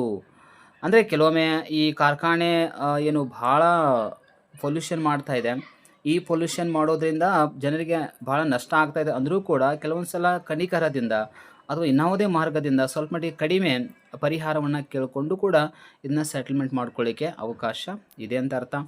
ಇನ್ನು ಎರಡೂ ಪಕ್ಷಗಳಿಗೆ ತೃಪ್ತಿಕರವಾದ ಫಲಿತಾಂಶ ಸಿಗುವ ಸಾಧ್ಯತೆ ಹೆಚ್ಚಿದೆ ಇಲ್ಲಿ. ಯಾಕಂದರೆ ಮಾತುಕತೆ ಮಾಡುವಂಥ ಸಂದರ್ಭದಲ್ಲಿ ಅವರಿಗೆ ಆಗುವಂಥ ಅನ್ಯಾಯ ಅಥವಾ ಲಾಭ ನಷ್ಟಗಳ ಬಗ್ಗೆ ಸರಿಯಾಗಿ ವಿಚಾರ ಮಾಡಿ ನಾವು ಸ್ವಲ್ಪ ನಿರ್ಧಾರ ತೆಗೆದುಕೊಳ್ಬೋದು. ಯಾಕಂದ್ರೆ ಆಯಾ ಪ್ರದೇಶಗಳಲ್ಲಿ ಆಯಾ ಜನರಿಗೆ ಅದರಿಂದ ಆಗುವ ಅನುಕೂಲತೆಗಳು ಅನಾನುಕೂಲತೆಗಳು ಎಲ್ಲವನ್ನು ಕೂಡ ಚರ್ಚೆ ಮಾಡಿದಾಗ ಇದು ಕ್ಲಿಯರ್ ಆಗುತ್ತೆ. ಆದರೆ ನ್ಯಾಯಾಲಯದಲ್ಲಿ ಕೇವಲ ಸಾಕ್ಷಿಗಳು ಮಾತ್ರ ಮ್ಯಾಟ್ರ್ ಆಗ್ತಾ ಇರ್ತವೆ, ಅಲ್ಲಿ ನಮಗೆ ಪರಿಹಾರ ಸಿಗೋದು ಸ್ವಲ್ಪ ಕಷ್ಟ. ಇನ್ನು ಗೌಪ್ಯತೆ, ಅನೇಕ ಸಂದರ್ಭಗಳಲ್ಲಿ ಮಾತುಕತೆ ಖಾಸಗಿಯವಾಗಿ ನಡೆಯಬಹುದು. ಅಂದರೆ ಕೆಲವೊಂದು ಗೌಪ್ಯತೆಯೂ ಕೂಡ ಮ್ಯಾಟರ್ ಆಗುತ್ತೆ. ಅಂದರೆ ಯಾರಿಗೆ ನಷ್ಟ ಹೆಚ್ಚಾಗುತ್ತೋ ಅವ್ರಿಗೆ ಹೆಚ್ಚು ಪರಿಹಾರ ಕೊಟ್ಟು, ಕಡಿಮೆ ನಷ್ಟ ಆದವ್ರಿಗೆ ಕಡಿಮೆ ಕೊಟ್ಟು, ಇದನ್ನು ಹೊರಗೆ ಪಬ್ಲಿಕ್ ಬಿಡೋಂಗಿಲ್ಲ, ಜನರಿಗೆ ಅಥವಾ ಪಬ್ಲಿಕ್ ಗೊತ್ತಾಗೋಂಗೆ ಮಾಡೋಂಗಿಲ್ಲ. ಓನ್ಲಿ ಅದಕ್ಕೆ ಯಾರು ಸಂಬಂಧಪಟ್ಟಿರ್ತಾರಲ್ಲ ಅವ್ರಿಗೆ ಮಾತ್ರ ಗೊತ್ತಾಗುವಂಗೆ ಅಥವಾ ಅವ್ರ ಜೊತೆ ಮಾತ್ರ ವ್ಯವಹಾರ ಮಾಡಿ ನಮ್ಮ ಸಮಸ್ಯೆಗಳನ್ನ ಬಗೆಹರಿಸ್ಕೊಳ್ಬೋದು ಅಂತ ಅರ್ಥ. ಆದರೆ ಇದೆಲ್ಲ ಓಕೆ, ಬಟ್ ಆದರೆ ಇದನ್ನು ಇಂಪ್ಲಿಮೆಂಟ್ ಮಾಡೋದು ಭಾಳ ಕಠಿಣ ಇದೆ. ಏನು ಅಂದರೆ ಅಧಿಕಾರದ ಅಸಮಾನತೆ ಇದೆ, ಅದಕ್ಕೆ ಮಿತಿಗಳು ಅಂತ ಕರಿತೀವಿ. ಅಂದರೆ ದೊಡ್ಡ ಕಂಪನಿಗಳು ಮತ್ತು ಸಾಮಾನ್ಯ ವ್ಯಕ್ತಿಯ ನಡುವೆ ಸಮಾನ ಮಾತುಕತೆ ಸಾಧ್ಯವಾಗದಿರಬಹುದು. ಹೌದು, ದೊಡ್ಡ ಕಂಪನಿಗಳ ಒಂದು ವಿಚಾರ ಹೆಂಗಿರುತ್ತಂದರೆ ಅವು ಈಗಾಗಲೇ ಭಾಳ ಬೆಳೆದಿರ್ತಾವೆ, ಅವು ಜನಸಾಮಾನ್ಯರ ಬಗ್ಗೆ ಅಷ್ಟು ಕಾಳಜಿನ ವಹಿಸಂಗಿಲ್ಲ. ಅವಾಗ ಏನಾಗುತ್ತೆ ಅಂದರೆ ಆಟೋಮೆಟಿಕ್ ಸಂಧಾನ ಮಾಡ್ಕೊಳ್ಳಿಕ್ಕೆ ಅವು ಬರದೇ ಇರಬಹುದು. ಆವಾಗ ಇದು ಸಾಧ್ಯ ಆಗದೇ ಅನಿವಾರ್ಯವಾಗಿ ಕಾನೂನಾತ್ಮಕವಾಗಿ ಅದು ಏನಾಗ್ಬೋದು, ಪರಿಹಾರನ ಕಂಡುಕೊಳ್ಬೇಕಾಗತ್ತೆ. ಇನ್ನು ಹೆಚ್ಚಿನ ವ್ಯವಹಾರದ ವೆಚ್ಚ ಆಗುವಂಥ ಚಾನ್ಸಸ್ ಇರುತ್ತೆ. ಮಾಹಿತಿ ಸಂಗ್ರಹ ಮಾಡಬೇಕಾಗತ್ತೆ, ಮಾತುಕತೆ ಮಾಡಬೇಕಾಗತ್ತೆ ಮತ್ತು ಒಪ್ಪಂದದ ವೆಚ್ಚವನ್ನು ಕೂಡ ಆಗುವಂಥ ಚಾನ್ಸಸ್ ಇರುತ್ತೆ. ಅಂದರೆ ಅಲ್ಲೆಲ್ಲ ನಾವು ಮಾತುಕತೆಗೆ ಹೋಗಬೇಕಾದ್ರೂ ಆಯಿತು, ಏನೋ ಒಂದು ಸಣ್ಣ ಪುಟ್ಟ ಖರ್ಚುಗಳು ಇದ್ದೇ ಇರ್ತವೆ. ಸೊ ಅವುಗಳನ್ನು ನಾವು ನಿಭಾಯಿಸಿ ಅದಕ್ಕೆ ಪರಿಹಾರನ ಕಂಡುಕೊಳ್ಬೇಕಾಗತ್ತೆ. ಇದೆಲ್ಲ ಸಾಮಾನ್ಯವಾಗಿ ನಡೀತಾ ಇರುವಂಥದ್ದು. ಇನ್ನು ಹಲವಾರು ಪಕ್ಷಗಳಿದ್ದರೆ ಇದು ಕಷ್ಟ. ಹೌದು, ಏನೋ ಆ ಒಂದು ಕಂಪನಿಯಿಂದ ಸುತ್ತಮುತ್ತ ಇರುವಂಥ ಜನ ಕಡಿಮೆ ಇದ್ದರೆ ಪರಿಹಾರ ಕೊಡ್ಬೋದು, ಬಟ್ ಭಾಳ ಜನ ಇದ್ದಾಗ ಪರಿಹಾರ ಕೊಡಲಿಕ್ಕೆ ಆಗಂಗಿಲ್ಲ. ಅನೇಕ ಜನರು ಭಾಗಿಯಾಗಿದ್ದರೆ ಒಪ್ಪಂದ ಸಾಧ್ಯವಾಗುವುದು ಕಠಿಣವಾಗುತ್ತದೆ 100%. ಯಾಕಂದರೆ ಅಷ್ಟು ದೊಡ್ಡ ಮೊತ್ತದ ಪರಿಹಾರ ಕೊಡೋದು ಕೂಡ ಕಷ್ಟ. ಇನ್ನು ಕಾನೂನು ಜಾರಿ ಸಮಸ್ಯೆ ಆಗ್ಬೋದು. ಒಪ್ಪಂದವನ್ನು ಪಾಲಿಸದಿದ್ದರೆ ಸಮಸ್ಯೆ ಉಂಟಾಗುತ್ತದೆ. ಕೆಲವೊಮ್ಮೆ ಏನಾಗುತ್ತೆ ಅಂದರೆ ಒಪ್ಪಂದ ಮಾಡ್ಕೊಂಡಿರ್ತಾರೆ, ಬಟ್ ಅಲ್ಲಿ ಯಾವುದೂ ಕೂಡ ಲೇಖಿ ಇರೋಂಗಿಲ್ಲ, ಕೇವಲ ಮಾತುಕತೆಗಳಾಗಿರ್ತವೆ. ಹೀಗಾಗಿ ಅದು ಸರಿಯಾಗಿ ಜಾರಿ ಆಗದೇ ಇರಬಹುದು. ಕೆಲವೊಂದು ಸಲ ಮತ್ತೆ ಕಾನೂನಾತ್ಮಕವಾಗಿಯೇ ನಾವು ಪರಿಹಾರ ಕಂಡುಕೊಳ್ಬೇಕಾದಂಥ ಅನಿವಾರ್ಯತೆ ಕೂಡ ಬರ್ಬೋದು. ಮಾಹಿತಿ ಕೊರತೆ ಅಂದರೂ ಇದ್ದೇ ಇರುತ್ತೆ. ಅಂದರೆ ಹಾನಿಯಾಗಿರ್ಬೋದು ಅಥವಾ ಲಾಭದ ಸರಿಯಾದ ಅಂದಾಜು ಇಲ್ಲದಿದ್ದರೆ ನ್ಯಾಯಯುತ ಒಪ್ಪಂದ ಸಾಧ್ಯವಾಗುವುದಿಲ್ಲ. ಹೌದು, ಒಂದು ಕಾರ್ಖಾನೆ ಒಬ್ಬರಿಗೆ 10,000 ರೂಪಾಯಿ ಪರಿಹಾರ ಕೊಡಬೇಕಂತಂದರೆ ಅಷ್ಟೇ ಮಾಲಿನ್ಯ ಆಗೈತೆ ಅಂತ ಹೆಂಗೆ ನಿರ್ಧಾರ ಮಾಡ್ಲಿಕ್ಕಾಗತ್ತೆ ನಮಗೆ? ಅಷ್ಟೇ ನಷ್ಟ ಆಗಿದೆ ಅಂತ ಹೆಂಗೆ ಮಾಡೋದು? ಸೊ ಇದು ಬಹಳ ಕಠಿಣ ಇದೆ. ಇನ್ನು ಸಮಯ ವ್ಯರ್ಥವಾಗಬಹುದು. ಮಾತುಕತೆ ವಿಫಲವಾದರೆ ಮತ್ತೆ ಕಾನೂನು ಪ್ರಕ್ರಿಯೆಗೆ ಹೋಗಬೇಕಾಗುತ್ತದೆ. ಇದಂತೂ ಸಾಮಾನ್ಯವಾಗಿರುವಂಥದ್ದು ಫೈನಲಿ. ಅಂದರೆ ಅಡ್ವಾನ್ಸಾಗಿ ನಾವು ಮಾತುಕತೆಯನ್ನು ಮಾಡಿಕೊಂಡು ನಮಗೆ ಪರಿಹಾರ ಎಷ್ಟು ಬೇಕು ಅಥವಾ ಮಾಲಿನ್ಯ ನಿಯಂತ್ರಣ ಮಾಡಲಿಕ್ಕೆ ಮಾಲಿನ್ಯ ಕಡಿಮೆ ಮಾಡಬೇಕು ಅನ್ನುವಂಥದ್ದು ಆಗಿರ್ಬೋದು. ಸೊ ಅಂತಹ ನಿಟ್ಟಿನಲ್ಲಿ ಮಾಡಿದಾಗ ಅಲ್ಲೇನಾಗುತ್ತೆ ಅಂದರೆ ಕೆಲವೊಮ್ಮೆ ವಿಫಲ ಕೂಡ, ಅಂದರೆ ಮಾತುಕತೆ ಸರಿ ಹೊಂದದೇ ಇದ್ದಾಗ ಅದು ಮತ್ತೆ ಕಾನೂನಾತ್ಮಕವಾಗಿಯೇ ಬಗೆಹರಿಸುವಂತಹ ಸಂದರ್ಭದಲ್ಲಿ ಸಮಯ ವ್ಯರ್ಥನೂ ಕೂಡ ಆಗುವಂಥ ಚಾನ್ಸಸ್ ಇರುತ್ತೆ. ಓಕೆ, ಪರಿಸರ ಅರ್ಥಶಾಸ್ತ್ರದಲ್ಲಿ ಇನ್ನೊಂದು ಮಹತ್ವದ ಕಾನ್ಸೆಪ್ಟ್ ಯಾವುದು ಅಂದರೆ ಕಾಸ್ಟ್ ಬೆನಿಫಿಟ್ ಅನಾಲಿಸಿಸ್ ಅಂತೇಳಿ, CBA ಅಂತ ಕೂಡ ನಾವು ಶಾರ್ಟ್ ಫಾರ್ಮ್ ಆಗಿ ಕರೀಬಹುದು ಅದನ್ನು. ಕನ್ನಡದಲ್ಲಂತರೂ ವೆಚ್ಚ ಲಾಭದ ಒಂದು ವಿಶ್ಲೇಷಣೆಗೆ ಸಂಬಂಧಪಟ್ಟಂಗೆ ಇರುವಂಥ ಕಾನ್ಸೆಪ್ಟ. ಇಲ್ಲಿ ಕೆಲವೊಂದು ವಿಷಯಗಳು ಬಹಳ ಮ್ಯಾಟ್ರ್ ಆಗ್ತವೆ. ಯಾಕಂದ್ರೆ ನಮಗೆ ಎಕ್ಸಾಮ್ ಪರ್ಪಸ್ ಆ್ಯಕ್ಚುಲಿ ಹೇಳಬೇಕಂದ್ರೆ ಎಕ್ಸಾಮ್ದಲ್ಲಿ ಕೆಲವೊಂದು ರೇಷಿಯೋವನ್ನು ಕೇಳ್ತಿರ್ತಾರೆ. ಆದಾಯಕ್ಕಿಂತ ವೆಚ್ಚ ಹೆಚ್ಚಾದರೆ ಏನಾಗುತ್ತೆ, ಅಥವಾ ಲಾಭಕ್ಕಿಂತ ನಷ್ಟ ಹೆಚ್ಚಾದರೆ ಏನಾಗುತ್ತೆ, ಅದು ಯೋಜನೆಯ ಯೋಜನೆ ನಾವು ವರ್ಷಬಾರ್ದಾ, ಹೀಗೆ ಎಲ್ಲ ಕೆಲವೊಂದು ವಿಷಯಗಳು ಇದ್ದೇ ಇರ್ತಾವೆ. ಅದನ್ನ ಆಮೇಲೆ ಡಿಸ್ಕಷನ್ ಮಾಡೋಣ. ಅದಕ್ಕಿಂತ ಮೊದಲು ಈ ಕಾಸ್ಟ್ ಮತ್ತು ಬೆನಿಫಿಟ್ ಅಂದರೆ ಏನು ಅಂದರೆ ವೆಚ್ಚ ಮತ್ತು ಲಾಭ ಅಂತ ಅರ್ಥ. ನಮಗೆಲ್ಲ ಗೊತ್ತಿದೆ. ಸಾಮಾನ್ಯವಾಗಿ ವೆಚ್ಚ ಹೆಚ್ಚಾಯ್ತಂದ್ರೆ, ಲಾಭಕ್ಕಿಂತ ವೆಚ್ಚ ಹೆಚ್ಚಿತ್ತಂದರೆ ಅದು ಅನಾನುಕೂಲ ಅಂತ ಅರ್ಥ. ಅಥವಾ ವೆಚ್ಚಕ್ಕಿಂತ ಲಾಭ ಹೆಚ್ಚಾಯಿತು ಅಂದರೆ ಅದು ಲಾಭದಾಯಕ ಅಂತೇಳಿ ನಾವು ಸಿಂಪಲಾಗಿ ಕರಿಬೋದು ಅಷ್ಟೇ. ಬಟ್ ಅದನ್ನು ಒಳರ್ಥವನ್ನು ನೋಡ್ತಾ ಹೋದರೆ ಕಾಸ್ಟ್ ಬೆನಿಫಿಟ್ ಅನಾಲಿಸಿಸ್ ಎಂದರೆ ಯಾವುದೇ ಯೋಜನೆ ಅಥವಾ ನೀತಿ ಅಥವಾ ಕಾರ್ಯಕ್ರಮದಿಂದ ಉಂಟಾಗುವ ಒಟ್ಟು ವೆಚ್ಚಗಳು ಮತ್ತು ಒಟ್ಟು ಲಾಭಗಳು ಇವುಗಳನ್ನು ಹಣದ ಮೌಲ್ಯದಲ್ಲಿ ಅಂದಾಜಿಸಿ ಆ ಯೋಜನೆಯನ್ನು ಕೈಗೊಳ್ಳಬೇಕೇ ಅಥವಾ ಬೇಡವೇ ಎಂಬುದನ್ನು ನಿರ್ಧರಿಸುವ ವಿಶ್ಲೇಷಣೆಯ ವಿಧಾನವಾಗಿದೆ. ಎಸ್, 100%. ಅಂದರೆ ಸರ್ಕಾರ ಈಗ 100 ಕೋಟಿ ರೂಪಾಯಿನ ಖರ್ಚು ಮಾಡಿ ಒಂದು ಯೋಜನೆಯನ್ನು ಇಂಪ್ಲಿಮೆಂಟ್ ಮಾಡ್ತಾ ಇದೆ. ಈ ಯೋಜನೆಯಿಂದ ಜನರಿಗೆ ಎಷ್ಟು ಲಾಭ ಆಗುತ್ತೆ ಮತ್ತು ಅದರಿಂದ ಜನರಿಗೆ ಎಷ್ಟು ನಷ್ಟ ಆಗುತ್ತೆ, ಎರಡನ್ನೂ ಕೂಡ ಕ್ಯಾಲ್ಕುಲೇಷನ್ ಮಾಡಿ ಅದನ್ನು ಇಂಪ್ಲಿಮೆಂಟ್ ಮಾಡಬೇಕಾ ಮಾಡಬಾರ್ದಾ. ಆ್ಯಕ್ಚುಲಿ ಪರಿಸರಕ್ಕೆ ಸಂಬಂಧಪಟ್ಟಂಗೂ ಕೂಡ ಮ್ಯಾಟ್ರ್ ಆಗುತ್ತೆ ಇದು. ಅದನ್ನು ಹೇಳ್ತೀನಿ ನಾನು ನೆಕ್ಸ್ಟ್ ಯಾಕಂತಂದೇಳಿ. ಸೊ ಅದಕ್ಕೆ ಸಂಬಂಧಪಟ್ಟಂಗೆ ಇರುವಂತಹ ಕಾನ್ಸೆಪ್ಟ್ ಇದು. ಅಂದರೆ ಒಂದು ಯೋಜನೆಯಿಂದ ಸಿಗುವ ಲಾಭವು ಅದರ ವೆಚ್ಚಕ್ಕಿಂತ ಹೆಚ್ಚಿದ್ದರೆ ಆ ಯೋಜನೆಯನ್ನು ಅನುಷ್ಠಾನಗೊಳಿಸುವುದು ಸೂಕ್ತವಾಗುತ್ತದೆ ಅನ್ನೋದೇ ನಾವು ಅರ್ಥ ಮಾಡ್ಕೊಳ್ಬೋದು. ಬಟ್ ಆ ವೆಚ್ಚ ಅಂದರೆ ಏನು, ಈಗ ಲಾಭ ಅಂದರೆ ಏನು, ಅದು ಅರ್ಥ ಆಗಬೇಕಾತಂದ್ರೆ ನೆಕ್ಸ್ಟ್ ನೀವು ಇರುವಂಥ ಎಕ್ಸಾಂಪಲ್ಸನ್ನು ನೋಡಬೇಕಾಗತ್ತೆ. ಪರಿಸರ ಅರ್ಥಶಾಸ್ತ್ರದಲ್ಲಿ CBA ಮೂಲಕ ಪರಿಸರ ನೀತಿಗಳು, ಯೋಜನೆಗಳು ನೈತಿಕ ಮತ್ತು ಆರ್ಥಿಕ ದೃಷ್ಟಿಯಿಂದ ಫಲಪ್ರದವೋ ಅಥವಾ ಇಲ್ಲವೋ ಎಂದು ಅಳೆಯಬಹುದಾಗಿದೆ. S, exactly. ನಮಗೆ ಪರಿಸರ ಅರ್ಥಶಾಸ್ತ್ರದಲ್ಲಂತೂ ಅನಿವಾರ್ಯ. ಆ್ಯಕ್ಚುಲಿ ಒಂದು ಯೋಜನೆ ಇಂಪ್ಲಿಮೆಂಟ್ ಆಗಬೇಕಾಯಿತು ಅಂದರೆ ಆ ಯೋಜನೆಯಿಂದ ಪರಿಸರಕ್ಕೆ ಎಷ್ಟು ನಷ್ಟ ಆಗ್ತಾಯಿದೆ ಮತ್ತು ಜನರಿಗೆ ಎಷ್ಟು ಲಾಭ ಆಗ್ತಾಯಿದೆ, ಇದು ನಡುವೆ ಇರುವಂಥ ವ್ಯತ್ಯಾಸಗಳನ್ನು ಅಂದಾಜು ಮಾಡಿ ಆ ಯೋಜನೆ ಇಂಪ್ಲಿಮೆಂಟ್ ಮಾಡಬೇಕಾ ಮಾಡಬಾರ್ದಾ. ಒಂದು ಆಣೆಕಟ್ಟನ್ನು ಕಟ್ಟಿದರೆ ಏನಾಗುತ್ತೆ, ಅದರಿಂದ ನಷ್ಟ ಏನು, ಲಾಭ ಏನು. ಒಂದು ಸೇತುವೆ ಕಟ್ಟಿದರೆ ನಷ್ಟ ಏನು, ಲಾಭ ಏನು. ಒಂದು ಪ್ರದೇಶದಲ್ಲಿ ರಸ್ತೆನ ದೊಡ್ಡದು ಮಾಡಿದರೆ ಆಗುವಂಥ ನಷ್ಟ ಏನು, ಲಾಭ ಏನು. ಇದೇ ಆಲ್ಮೋಸ್ಟ್ ಕಾಸ್ಟ್ ಬೆನಿಫಿಟ್ ಅನಾಲಿಸಿಸ್ ಅಂತಲೇ ಕರಿತೀವಿ ನಾವು. ಸೊ ಇದನ್ನು ಎಕ್ಸಾಂಪಲ್ಸನ್ನು ಆಮೇಲೆ ನೋಡೋಣ. ಸೊ ಅದಕ್ಕಿಂತ ಮೊದಲು ಮಹತ್ವ ಏನು, ಯಾಕಿದು ಬೇಕು ಅಂತಂದರೆ ಪರಿಸರ ಅರ್ಥಶಾಸ್ತ್ರದಲ್ಲಿ ಇದರ ಮಹತ್ವ ಏನು, CBA ಓಕೆನಾ. ಪರಿಸರ ಯೋಜನೆಗಳ ಆರ್ಥಿಕ ಮೌಲ್ಯಮಾಪನಕ್ಕೆ ಸಹಾಯಕ ಆಗತ್ತೆ. ಸ್ಪೆಷಲಿ ಹೇಳಬೇಕಂದ್ರೆ ಪರಿಸರಕ್ಕೆ ಸಂಬಂಧಪಟ್ಟಂಥ ಯೋಜನೆಗಳನ್ನ ಜಾರಿಗೆ ತರ್ತೀವಿ ನೋಡಿ ಅದು. ಈಗ ಫಾರ್ ಎಕ್ಸಾಂಪಲ್ ಜಸ್ಟ್ ಇಮ್ಯಾಜಿನ್ ಮಾಡಿ, ಒಂದು ಪ್ರದೇಶದಲ್ಲಿ ರೈಲ್ವೆ ಸ್ಟೇಷನ್ ಇಲ್ಲ ಮತ್ತು ರೈಲ್ವೆ ಹಳಿ ಇಲ್ಲ. ಹಾಗಾಗಿ ಆ ರೈಲ್ವೆ ದಾರಿಯನ್ನು ಮಾಡಬೇಕಾತಂದ್ರೆ ಅಲ್ಲಿರುವಂಥ ಎಲ್ಲ ರೈತರ ಭೂಮಿ ಏನು ಮಾಡಬೇಕಾಗತ್ತೆ, ಈ ರೈಲು ಹಳಿಗೆ ಎಷ್ಟು ಪ್ರದೇಶ ಬೇಕಾಗುತ್ತೋ ಅದನ್ನು ಅವ್ರು ಬಿಟ್ಕೊಡ್ಬೇಕಾಗತ್ತೆ. ಹಾಗಾದರೆ ಇದರಿಂದ ಆ ರೈತರಿಗೆ ಎಷ್ಟು ನಷ್ಟ ಆಗುತ್ತೆ ಮತ್ತು ಈ ರೈಲ್ವೆ ಹಳಿ ಮಾಡೋದ್ರಿಂದ ಜನರಿಗೆ ಎಷ್ಟು ಲಾಭ ಆಗುತ್ತೆ, ಇವೆರಡೂ ಕೂಡ ಕ್ಯಾಲ್ಕುಲೇಷನ್ ಆಗಬೇಕೀಗ. ಆವಾಗ ಮಾತ್ರ ಆ ರೈಲ್ವೆ ಹಳಿಯನ್ನು ಅಲ್ಲಿ ಮಾಡೋದ್ರಿಂದ ಅಥವಾ ಸ್ಟೇಷನ್ ಮಾಡೋದ್ರಿಂದ ಅಲ್ಲಿ ಜನಕ್ಕೆ ಲಾಭ ಹೆಚ್ಚಾಗಿದ್ದು ರೈತರಿಗೆ ಆಗಿರುವ ನಷ್ಟ ಅದಕ್ಕಿಂತ ಕಡಿಮೆ ಇತ್ತು ಅಂತಂದರೆ ನಾವು ರೈಲ್ವೆಯನ್ನು ಮಾಡೋದಕ್ಕೆ ಯಾವುದೇ ತೊಂದರೆ ಇಲ್ಲ, ಮಾಡಬಹುದು. ಒಂದು ವೇಳೆ ಆ ಒಂದು ಪ್ರದೇಶದಲ್ಲಿ ರೈಲು ಹಳಿಯನ್ನು ಹಾಕಿದ ಮೇಲೆ ರೈತರಿಗೆ ಆಗುವಂಥ ನಷ್ಟ ಹೆಚ್ಚಾಗಿದ್ದು ಅದನ್ನು ಹಾಕಿದ ಮೇಲೆ ಆ ರೈಲು ಹಳಿಯಿಂದ ಜನರಿಗೆ ಅಷ್ಟು ದೊಡ್ಡ ಪ್ರಮಾಣದಲ್ಲಿ ಲಾಭ ಆಗಿಲ್ಲ ಅಂದಮೇಲೆ ಅಥವಾ ಪ್ರಯೋಜನ ಇಲ್ಲ ಅಂದಮೇಲೆ ಆ ಯೋಜನೆ ಇಂಪ್ಲಿಮೆಂಟ್ ಮಾಡೋ ಹಾಗಿಲ್ಲ, ಅಥವಾ ಆ ಒಂದು ಹಳ್ಳಿಯನ್ನು ಅಥವಾ ಸ್ಟೇಷನನ್ನು ಅಲ್ಲಿ ನಿರ್ಮಾಣ ಮಾಡುವ ಅವಶ್ಯಕತೆ ಇಲ್ಲ ಅಂತಲೇ ಆಗುತ್ತೆ ಇದು. ಅಂಥ ಯೋಜನೆಗಳಿಗೆ ಸಂಬಂಧಪಟ್ಟಂಗೆ ಫಾರ್ ಎಕ್ಸಾಂಪಲ್ ರಾಷ್ಟ್ರೀಯ ಹೆದ್ದಾರಿಗಳನ್ನ ಮಾಡ್ತಿರ್ತಾರೆ, ಓಕೆನಾ. ಸೊ ಎಲ್ಲವೂ ಕೂಡ ಮ್ಯಾಟ್ರ್ ಆಗ್ತಾವಲ್ಲ. ಸೊ ಇದಕ್ಕೆ ಸಂಬಂಧಪಟ್ಟಂಗೆ ಇರುವಂತಹ ಕಾಸ್ಟ್ ಬೆನಿಫಿಟ್ ಅನಾಲಿಸಿಸ್ ಸಂಬಂಧಪಟ್ಟಂಗೆ ನೋಡಕತ್ತೀವಿ ನಾವು. ಇನ್ನು ಮಾಲಿನ್ಯ ನಿಯಂತ್ರಣ ನೀತಿಗಳ ಪರಿಣಾಮವನ್ನು ಅಳೆಯಬಹುದು. ಹೌದು, ಮಾಲಿನ್ಯ ನಿಯಂತ್ರಣ ಅದಕ್ಕೂ ಸಂಬಂಧಪಟ್ಟಂಗಿದೆ ಮ್ಯಾಟ್ರ್ ಇದು. ಒಬ್ಬರ ಲಾಭ ಇನ್ನೊಬ್ಬರಿಗೆ ವೆಚ್ಚ ಆಗಿರುತ್ತೆ, ಒಬ್ಬರಿಗೆ ಲಾಭ ಆದರೆ ಇನ್ನೊಬ್ಬರಿಗೆ ನಷ್ಟ, ಒಬ್ಬರಿಗೆ ಪ್ರಯೋಜನ ಇನ್ನೊಬ್ಬರಿಗೆ ಹಾನಿ, ಇದೆಲ್ಲ ನಡೀತಾನೆ ಇರುತ್ತೆ. ನೆಕ್ಸ್ಟು ಸಾರ್ವಜನಿಕ ಹೂಡಿಕೆಗಳ ಬಗ್ಗೆ ಸರಿಯಾದ ನಿರ್ಧಾರ ತೆಗೆದುಕೊಳ್ಳಲು ಸಹಕಾರಿಯಾಗಿದೆ. ಸಾರ್ವಜನಿಕ ಹೂಡಿಕೆ ಅಂದರೆ ಏನು? ಜನರು ಮಾಡುವ ಹೂಡಿಕೆ ಅಲ್ಲ, ಇದು ಸರ್ಕಾರ ಮಾಡುವ ಹೂಡಿಕೆ ಅಂತ ಅರ್ಥ. ಸರ್ಕಾರ ಹೊಸ ಹಾಸ್ಪಿಟಲ್ಗಳನ್ನ ಕಟ್ಟೋದಾಗಿರ್ಬೋದು, ಕಾಲೇಜ್ಗಳನ್ನ ಸ್ಕೂಲ್ಗಳನ್ನ ಕಟ್ಟೋದಾಗಿರ್ಬೋದು, ರಸ್ತೆಗಳ ನಿರ್ಮಾಣ ಮಾಡೋದಾಗಿರ್ಬೋದು, ಸೇತುವೆಗಳನ್ನ ಕಟ್ಟೋದಾಗಿರ್ಬೋದು, ಡ್ಯಾಮ್ಗಳನ್ನ ಕಟ್ಟೋದಾಗಿರ್ಬೋದು, ಇವೆಲ್ಲ ಮಾಡೋದ್ರಿಂದ ಎಷ್ಟು ಲಾಭ ಇದೆ, ಎಷ್ಟು ನಷ್ಟ ಆಗುತ್ತೆ ಜನರಿಗೆ ಮತ್ತು ಪರಿಸರಕ್ಕೆ, ಎಷ್ಟು ನಷ್ಟ ಆಗುತ್ತೆ ಮತ್ತು ಅದನ್ನು ಮಾಡೋದ್ರಿಂದ ಜನರಿಗೆ ಅಥವಾ ಪರಿಸರಕ್ಕೆ ಎಷ್ಟು ಲಾಭ ಇದೆ, ಅದನ್ನು ಕ್ಯಾಲ್ಕುಲೇಷನ್ ಮಾಡಬೇಕಾಗತ್ತೆ. ಆವಾಗ ನಮಗೊಂದು ಯೋಜನೆ ಇಂಪ್ಲಿಮೆಂಟ್ ಮಾಡಬೇಕಾ ಅಥವಾ ಬೇಡವಾ ಅನ್ನೋದು ನಿರ್ಧಾರ ತೆಗೆದುಕೊಳ್ಬೋದು. ಇನ್ನೆಷ್ಟು ಸೀಮಿತ ಸಂಪನ್ಮೂಲಗಳನ್ನು ಸಮರ್ಥವಾಗಿ ಬಳಸಲು ನೆರವಾಗುತ್ತದೆ.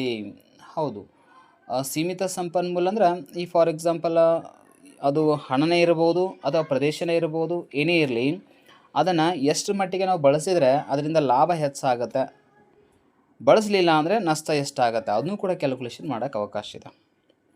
ಇನ್ನು ಸಮಾಜದ ಒಟ್ಟು ಕಲ್ಯಾಣವನ್ನು ಹೆಚ್ಚಿಸುವ ಯೋಜನೆಗಳನ್ನು ಆಯ್ಕೆ ಮಾಡಲು ಸಹಾಯಕ ಆಗುತ್ತೆ. ಅಂದರೆ ಕಾಸ್ಟ್ ಬೆನಿಫಿಟ್ ಅನಾಲಿಸಿಸ್ದಿಂದ ಒಂದು ಕನ್ಫರ್ಮೇಷನ್ ಏನು ಅಂದರೆ ಫೈನಲಿ ಸಮಾಜಕ್ಕೆ ಅಂದರೆ ದೇಶದ ಜನರಿಗೆ ಲಾಭವಾಗುವಂಥ ಯೋಜನೆಗಳು ಯಾವುವು ಮತ್ತು ನಷ್ಟವನ್ನು ಉಂಟು ಮಾಡುವಂಥ ಯೋಜನೆಗಳಾವು, ಅವುಗಳನ್ನ ಇಂಪ್ಲಿಮೆಂಟ್ ಮಾಡಿದರೆ ಆರ್ಥಿಕ ಅಭಿವೃದ್ಧಿ ಸಾಧ್ಯ ಆಗುತ್ತಾ ಅಥವಾ ಇಲ್ವಾ ಅನ್ನೋದನ್ನು ಅಡ್ವಾನ್ಸಾಗಿ ನಾವು ಕ್ಯಾಲ್ಕುಲೇಷನ್ ಮಾಡೋದು ಈ ಕಾಸ್ಟ್ ಬೆನಿಫಿಟ್ ಅನಾಲಿಸಿಸ್ದಿಂದನೇ ಸಾಧ್ಯ ಆಗುತ್ತೆ.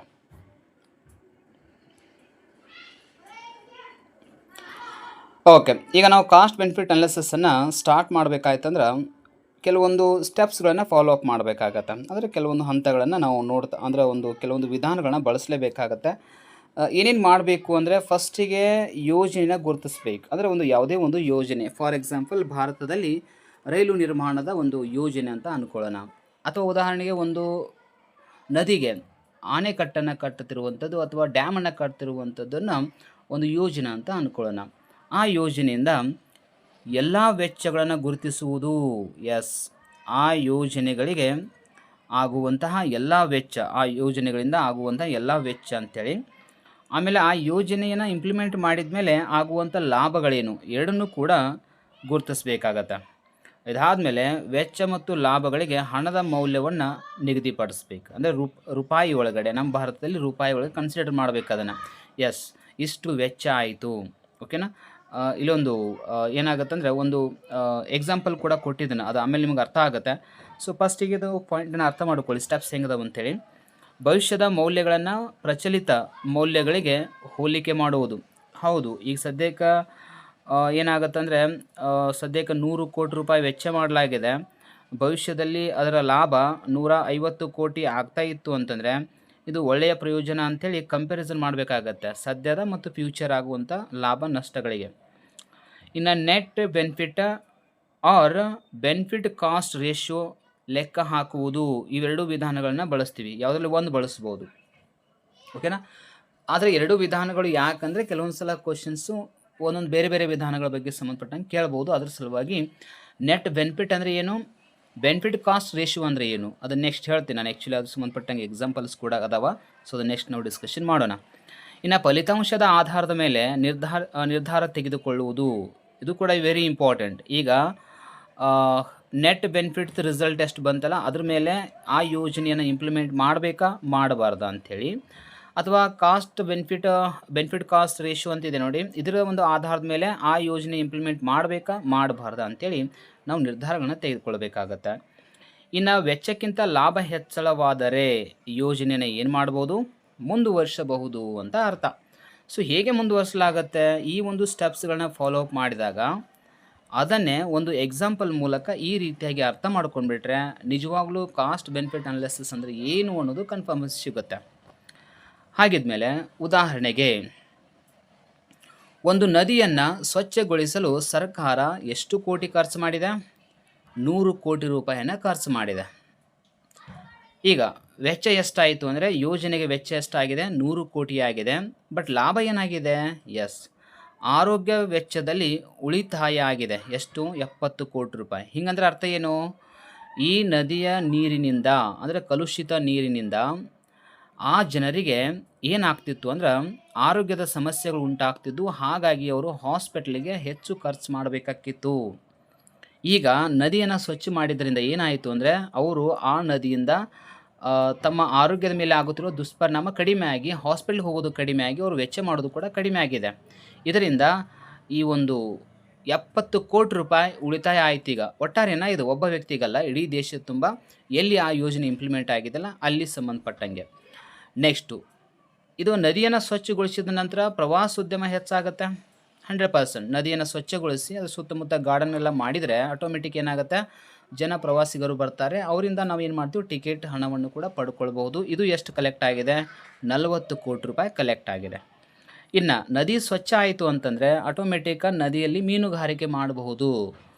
ಮೀನುಗಾರರಿಂದ ಅವರು ಗಳಿಸಿರುವಂಥ ಆದಾಯ 30 ಕೋಟಿ ರೂಪಾಯಿ ಆಗಿದೆ. ಸೊ ಹಾಗಾಗಿ ಒಟ್ಟಾರೆ ಲಾಭ ಆಗಿದ್ದು ಎಷ್ಟು ಅಂದರೆ 140 ಕೋಟಿ, ವೆಚ್ಚ ಮಾಡಿದ್ದೆಷ್ಟು? 100 ಕೋಟಿ ರೂಪಾಯಿ. ಹಾಗಿದ್ಮೇಲೆ ನೆಟ್ ಬೆನಿಫಿಟ್ ಎಷ್ಟಾಯಿತು ಅಂತಾಯಿತು? 140 ಕೋಟಿ ಮೈನಸ್ 100 ಕೋಟಿ ಎಷ್ಟಾಯಿತು? 40 ಕೋಟಿ ರೂಪಾಯಿ ಉಳಿತೀಗ. ಅಂದರೆ 40 ಕೋಟಿ ರೂಪಾಯಿ ಏನಿದು? ಲಾಭ ಅಂತ ಅರ್ಥ. ಲಾಭ ಹೆಚ್ಚಿತ್ತಂದರೆ ಲಾಭದಲ್ಲಿ ನಷ್ಟವನ್ನು ಮೈನಸ್ ಮಾಡೋದು ಅಥವಾ ವೆಚ್ಚವನ್ನು ಮೈನಸ್ ಮಾಡೋದು, ಅಥವಾ ವೆಚ್ಚ ಹೆಚ್ಚಾಗಿದ್ದು ಲಾಭ ಕಡಿಮೆ ಆಗಿತ್ತಂದರೆ ವೆಚ್ಚದಲ್ಲಿ ಲಾಭವನ್ನು ಮೈನಸ್ ಮಾಡಿದರೂ ಕೂಡ ನಡೆಯುತ್ತೆ. ಆದ್ದರಿಂದ ಈ ಯೋಜನೆ ಸಮಾಜಕ್ಕೆ ಏನಾಗಿದೆ? ಲಾಭದಾಯಕವಾಗಿದೆ ಅಂತಲೇ ಡಿಸಿಷನ್ ತೆಗೆದುಕೊಳ್ಬೇಕಾಗತ್ತೆ. ಓಕೆನಾ? ಹೀಗೆ ಈ ಕಾಸ್ಟ್ ಬೆನಿಫಿಟ್ ಅನಾಲಿಸಿಸ್ ಅನ್ನೋದು ವರ್ಕ್ ಆಗುತ್ತೆ. ಬಟ್ ಇದು ಇಷ್ಟೇ ಇಲ್ಲ, ಇದಕ್ಕೆ ಸಂಬಂಧಪಟ್ಟಂಗೆ ಕೆಲವೊಂದು ಎಕ್ಸಾಂಪಲ್ಸನ್ನು ಕೆಲವು ಅರ್ಥಶಾಸ್ತ್ರಜ್ಞರು ಕೆಲವೊಂದು ಮಾನದಂಡಗಳನ್ನ ಹೇಳಿದ್ದಾರೆ, ಅದನ್ನು ಹೆಂಗೆ ನಿಭಾಯಿಸಬೇಕು ಅಂತೇಳಿ. ಅದಕ್ಕೆ ಸಂಬಂಧಪಟ್ಟವನು ಕೂಡ ನಾವು ನೋಡ್ಕೊಳ್ಬೇಕಾಗತ್ತೆ. ಓಕೆ, ಅರ್ಥಶಾಸ್ತ್ರಜ್ಞರು ಹೇಳಿರುವಂತಹ ಮಾನದಂಡಗಳ ಪ್ರಕಾರ ಏನು ಅವುಗಳನ್ನು ನಾವು ಆಮೇಲೆ ಡಿಸ್ಕಷನ್ ಮಾಡೋಣ. ಅದಕ್ಕಿಂತ ಪೂರ್ವದಲ್ಲಿ ಮೆಥಡ್ಸ್ ಆಫ್ ಕ್ಯಾಲ್ಕುಲೇಟಿಂಗ್ CBA ಅಂತಂದರೆ ಕಾಸ್ಟ್ ಬೆನಿಫಿಟ್ ಅನಾಲಿಸಿಸನ್ನು ಹೇಗೆ ಕ್ಯಾಲ್ಕುಲೇಷನ್ ಮಾಡ್ತೀವಿ ಅನ್ನಲಿಕ್ಕೆ ನಾ 2 ವಿಧಾನಗಳ ಬಗ್ಗೆ ಹೇಳಿದ್ದೆ. ಆ 2 ವಿಧಾನಗಳಿಗೆ ಸಂಬಂಧಪಟ್ಟಂತೆ 2 ಉದಾಹರಣೆಗಳನ್ನ ತೆಗೆದುಕೊಂಡು ಅವು ಹೆಂಗಿದಾವ ಅನ್ನೋದನ್ನು ಮೀನಿಂಗನ್ನು ಅರ್ಥ ಮಾಡಿಕೊಂಡು ಜೊತೆಗೆ ಕ್ಯಾಲ್ಕುಲೇಷನ್ ಕೂಡ ತಿಳ್ಕೊಂಡ್ಬಿಟ್ರೆ ಅಂತಂದರೆ ಮೇ ಬಿ ಇದ್ರ ಮೇಲೆ ಕ್ವಶನ್ಸ್ ಬರುವಂಥ ಚಾನ್ಸಸ್ ಇದೆ. ಯಾಕಂದರೆ ಕೇಳ್ತಾರೆ, ಸೊ ಈ ರೀತಿಯಾಗಿದ್ದಾಗ ಏನಾಗುತ್ತೆ? ಈ ಯೋಜನೆ ಎಕ್ಸೆಪ್ಟ್ ಮಾಡ್ಬೋದಾ, ಮಾಡಲಿಕ್ಕಿಲ್ವಾ? ಸೊ ಹೀಗೆ ಕ್ವಶನ್ಸ್ಗಳನ್ನ ಕೇಳುವಂಥ ಚಾನ್ಸಸ್ ಇರುತ್ತೆ. ಹಾಗಾಗಿ ಮೊದಲನೇ ಒಂದು ವಿಧಾನ ಯಾವುದು ಅಂತಂದರೆ ನೆಟ್ ಬೆನಿಫಿಟ್. ಇದನ್ನು ಆ್ಯಕ್ಚುಲಿ ನಿವ್ವಳ ಲಾಭ ಅಂತ ಕರಿತೀವಿ. ಬಟ್ ಈಗಾಗಲೇ ಇದನ್ನು ನಾನು ಹಿಂದಿನ ಸ್ಲೈಡ್ ಒಳಗಡೆ ಒಂದು ಎಕ್ಸಾಂಪಲ್ ನೋಡಿಕೊಂಡು ನಾನು ಅದ್ರ ಬಗ್ಗೆ ಡಿಸ್ಕಷನ್ ಮಾಡಿದನು. ಬಟ್ ಇಲ್ಲೇನು ಮಾಡಬೇಕಾಗಿದೆ ಅಂದ್ರೆ ಒಂದು ಪಾಯಿಂಟ್ ಏನು ಹೈಲೈಟ್ ಆಗುತ್ತಂತಂದರೆ ಈ net benefit equal to total benefit minus total cost ಅಂತೇಳಿ. ಸೊ ಈಗಾಗಲೇ ಅದನ್ನು ಡಿಸ್ಕಷನ್ ಕೂಡ ಮಾಡಿದನು. So net benefit is greater than 0 ಇತ್ತಂದರೆ ಇದನ್ನು ಈ ಯೋಜನೆಯನ್ನು ಸ್ವೀಕರಿಸಬಹುದು ಅಂತ ಅರ್ಥ. ಕ್ವಶನ್ ಕೇಳ್ತಾರೆ, net benefit is greater than 0 ಇದ್ದಾಗ ಇಂತಹ ಯೋಜನೆಯನ್ನು ಅಂತ ಕೇಳಿ ಕೆಳಗಡೆ 4 ಆಪ್ಷನ್ ಕೊಡ್ತಾರೆ. ಸ್ವೀಕರಿಸಬಹುದು, ತಿರಸ್ಕರಿಸಬಹುದು, ಅಥವಾ ಭವಿಷ್ಯದಲ್ಲಿ ಇಂಪ್ಲಿಮೆಂಟ್ ಮಾಡಬಹುದು. ಸೊ ಹೀಗೆಲ್ಲ ಕೇಳಿಬಿಡ್ತಾರೆ. ಅವಾಗ ನಮ್ಗೆ ಗೊಂದಲ ಆಗಿಬಿಡತ್ತೆ. ಅಂದರೆ ಇದರ ಬೇಸ್ ಏನು ಅಂತ ನಮ್ಗೆ ಗೊತ್ತಿದ್ರೆ ಮಾತ್ರ ಅರ್ಥ ಆಗುತ್ತೆ, ಹೊರತು ಸಡನ್ನಾಗಿ ಗೊತ್ತಾಗಂಗಿಲ್ಲ ಅಂತ ಅರ್ಥ. ಹಾಗಿದ್ಮೇಲೆ ಯಾಕಿದು ಹೀಗೆ ಆಗುತ್ತೆ ಅನ್ನೋದನ್ನು ನೆಕ್ಸ್ಟ್ ನೋಡೋಣ.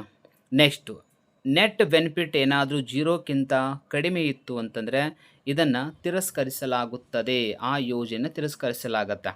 ಹಾಗಿದ್ಮೇಲೆ ಇಲ್ಲಿ ಕೆಳಗಡೆ ನೋಡಿದಾಗ ಒಂದು ಉದಾಹರಣೆ ಗಮನಿಸೋಣ.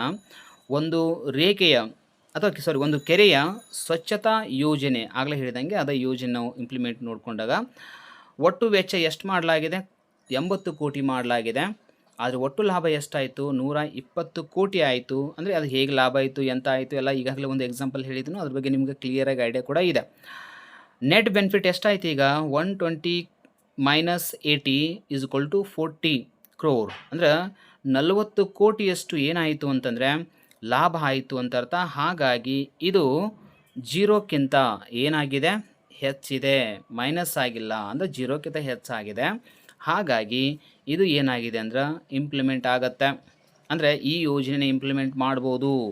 ಒಂದು ವೇಳೆ ಇದೇ ಉಲ್ಟಾ ಆಗಿತ್ತು ಅಂದರೆ ಖರ್ಚಾಗಿದ್ದು 120 ಕೋಟಿ, ವೆಚ್ಚ ಆಗಿದ್ದು ಖರ್ಚಾಗಿದ್ದು ಅಥವಾ ವೆಚ್ಚ ಆಗಿದ್ದು 120 ಕೋಟಿ, ಲಾಭ ಆಗಿದ್ದು 80 ಕೋಟಿ ಅಂದಾಗ ಮೈನಸ್ ಏನಾಕಿತ್ತು 40 ಅಂತ ಬರ್ತಿತ್ತು, ಮೈನಸ್ 40 ಕೋಟಿ ಅಂತ ಬರ್ತಿತ್ತು. ಮೈನಸ್ ಅಂದರೆ ಅರ್ಥ ಏನು, ಯಾವುದಕ್ಕಿಂತ ಕಡಿಮೆ, ಜೀರೋಕ್ಕಿಂತ ಕಡಿಮೆ ಅಂತ ಅರ್ಥ. ಸೊ ಹಾಗಿದ್ಮೇಲೆ ಅವಾಗ ಅದನ್ನ ತಿರಸ್ಕರಿಸಬೇಕಾಗಿತ್ತು ಅಂತ ಅರ್ಥ. ಸೊ ಕ್ವಶನನ್ನು ಹೆಂಗೆ ಬೇಕಂದು ಕೇಳ್ಬೋದು, ಜಸ್ಟ್ ನಮಗೆ ಗೊತ್ತಿರಬೇಕು.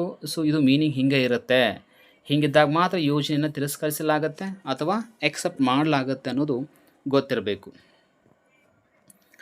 ಇನ್ನು ಎರಡನೇ point cost ratio, benefit cost ratio ಅಂತ ಕರಿತಿದ್ದಕ್ಕೆ ನಾವು. ಇದನ್ನು ಕ್ಯಾಲ್ಕುಲೇಷನ್ ಮಾಡುವಂಥ ಸೂತ್ರ ಕೂಡ ಇದೆ. ಆ ಸೂತ್ರವನ್ನು ಕೂಡ ನೀವು ಗಮನಿಸಬೇಕಾಗತ್ತೆ. ಏನು ಸೂತ್ರ ಅಂದರೆ benefit cost ratio is equal to total benefits divide by total cost ಮಾಡ್ಕೊಳ್ಬೇಕೀಗ.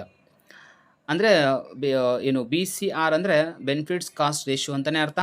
ಇಲ್ಲಿ ಏನಾಗಿದೆ ಅಂದರೆ ಇಲ್ಲಿ ಒಂದು ಸ್ವಲ್ಪ ರೇಷಿಯೋದೊಳಗೆ ಬಂದರೆ 1 ಕನ್ಸಿಡರ್ ಆಗುತ್ತೆ, ನೆಟ್ ಬೆನಿಫಿಟ್ಸ್ ಒಳಗೆ ಅಂದರೆ 0ವನ್ನು ಕನ್ಸಿಡರ್ ಮಾಡಿ ಹೇಳ್ತೀವಿ ನಾವು. ಓಕೆನಾ? ಹಂಗಿದ್ದಾಗ ಅಂದರೆ ಹೆಂಗೆ ಅದನ್ನು ಕ್ವಶನ್ ಕೇಳುವಂಥ ಮೆಥಡ್ ಕೂಡ ಹಾಗೂ ಇರುತ್ತೆ. ಈಗ ಏನಾಗಿದೆ ಅಂದ್ರೆ 1ಕ್ಕಿಂತ ರೇಷಿಯೋ 1ಕ್ಕಿಂತ ಹೆಚ್ಚಿತ್ತು ಅಂತಂದರೆ ಅದು ಯೋಜನೆ ಲಾಭದಾಯಕ ಆಗಿದೆ ಅಂತ ಅರ್ಥ. 1ಕ್ಕೆ ಸಮ ಇದ್ದರೆ ಆದಾಯ ಮತ್ತು ವೆಚ್ಚ ಮತ್ತು ಲಾಭ ಎರಡೂ ಸಮ ಆಗಿದೆ ಅಂತ ಅರ್ಥ. ಒಂದು ವೇಳೆ 1ಕ್ಕಿಂತ ಕಡಿಮೆ ಇದ್ದರೆ ಆ ಯೋಜನೆ ಲಾಭದಾಯಕವಾಗಿಲ್ಲ ಮತ್ತು ಅದನ್ನು ಇಂಪ್ಲಿಮೆಂಟ್ ಮಾಡೋದು ಅವಶ್ಯಕತೆ ಇಲ್ಲ ಅಂತ ಅರ್ಥ ಆಗುತ್ತೆ. ಅದನ್ನು ಹೆಂಗೆ ಕ್ಯಾಲ್ಕುಲೇಷನ್ ಮಾಡ್ತೀವಿ? ಫಾರ್ ಎಕ್ಸಾಂಪಲ್ ಒಟ್ಟು ವೆಚ್ಚ ಎಷ್ಟಾಗಿದೆ, 100 ಕೋಟಿ, ಲಾಭ ಆಗಿದ್ದು 150 ಕೋಟಿ. ಹಾಗಾಗಿ BCR ಬೆನಿಫಿಟ್ ಕಾಸ್ಟ್ ರೇಷಿಯೋ ಎಷ್ಟು ಬಂತೀಗ, 150 divide by 100 is equal to 1.5 ಆಗಿದೆ. ಹಾಗಾದರೆ 1.5 ಅನ್ನೋದು ಏನಾಯಿತು ಅಂತಂದರೆ ಇದು 1ಕ್ಕಿಂತ ಏನಾಗಿದೆ, ಹೆಚ್ಚಾಗಿದೆ. ಹಾಗಾಗಿ ಈ ಯೋಜನೆಯನ್ನು ಅನುಷ್ಠಾನಗೊಳಿಸಬಹುದು, ಅಂದರೆ ಇದು ಲಾಭದಾಯಕನ ಆಗಿದೆ ಅಂತ ಅರ್ಥ. ಹಾಗಾಗಿ 1ಕ್ಕಿಂತ ಹೆಚ್ಚಿದೆ ಅಂತ ಅರ್ಥ.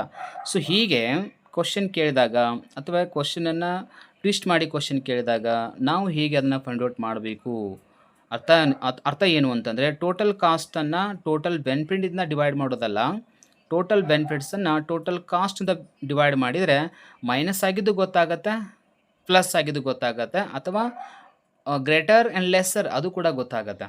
ಸೊ ಆ ಒಂದು ನಿಟ್ಟಿನಲ್ಲಿ ಇಲ್ಲಿ ಕೂಡ ಹಾಗೆ ಇದೆ, ನೀವು ಕೂಡ ಇಲ್ಲಿ ಕೂಡ ಹಾಗೆ ಮಾಡಬೇಕು. Total benefits minus total cost ಅಂತಲೇ ಮಾಡಬೇಕು. ಆ್ಯಕ್ಚುಲಿ ಇದೇ ಮೆಥಡ್ ಕರೆಕ್ಟ್ ಆಗುತ್ತೆ, ಇದೇ ಮೆಥಡ ಫಾಲೋ ಅಪ್ ಮಾಡಬೇಕು. ಓಕೆನಾ? ಸೊ ಎರಡೂ ಎಕ್ಸಾಂಪಲ್ ಕ್ಲಿಯರ್ ಆಗಿದೆ ಅಂದ್ಕೊಳ್ತೀನಿ, ಯಾಕಂದರೆ ಎರಡೂ ಕೂಡ ಇಂಪಾರ್ಟೆಂಟೇ, ಬಟ್ ಎಕ್ಸಾಮ್ದಲ್ಲಿ ರಿಪೀಟ್ ಆಗುವಂಥವು ಕೂಡ ಆಗಿದ್ದಾವೆ.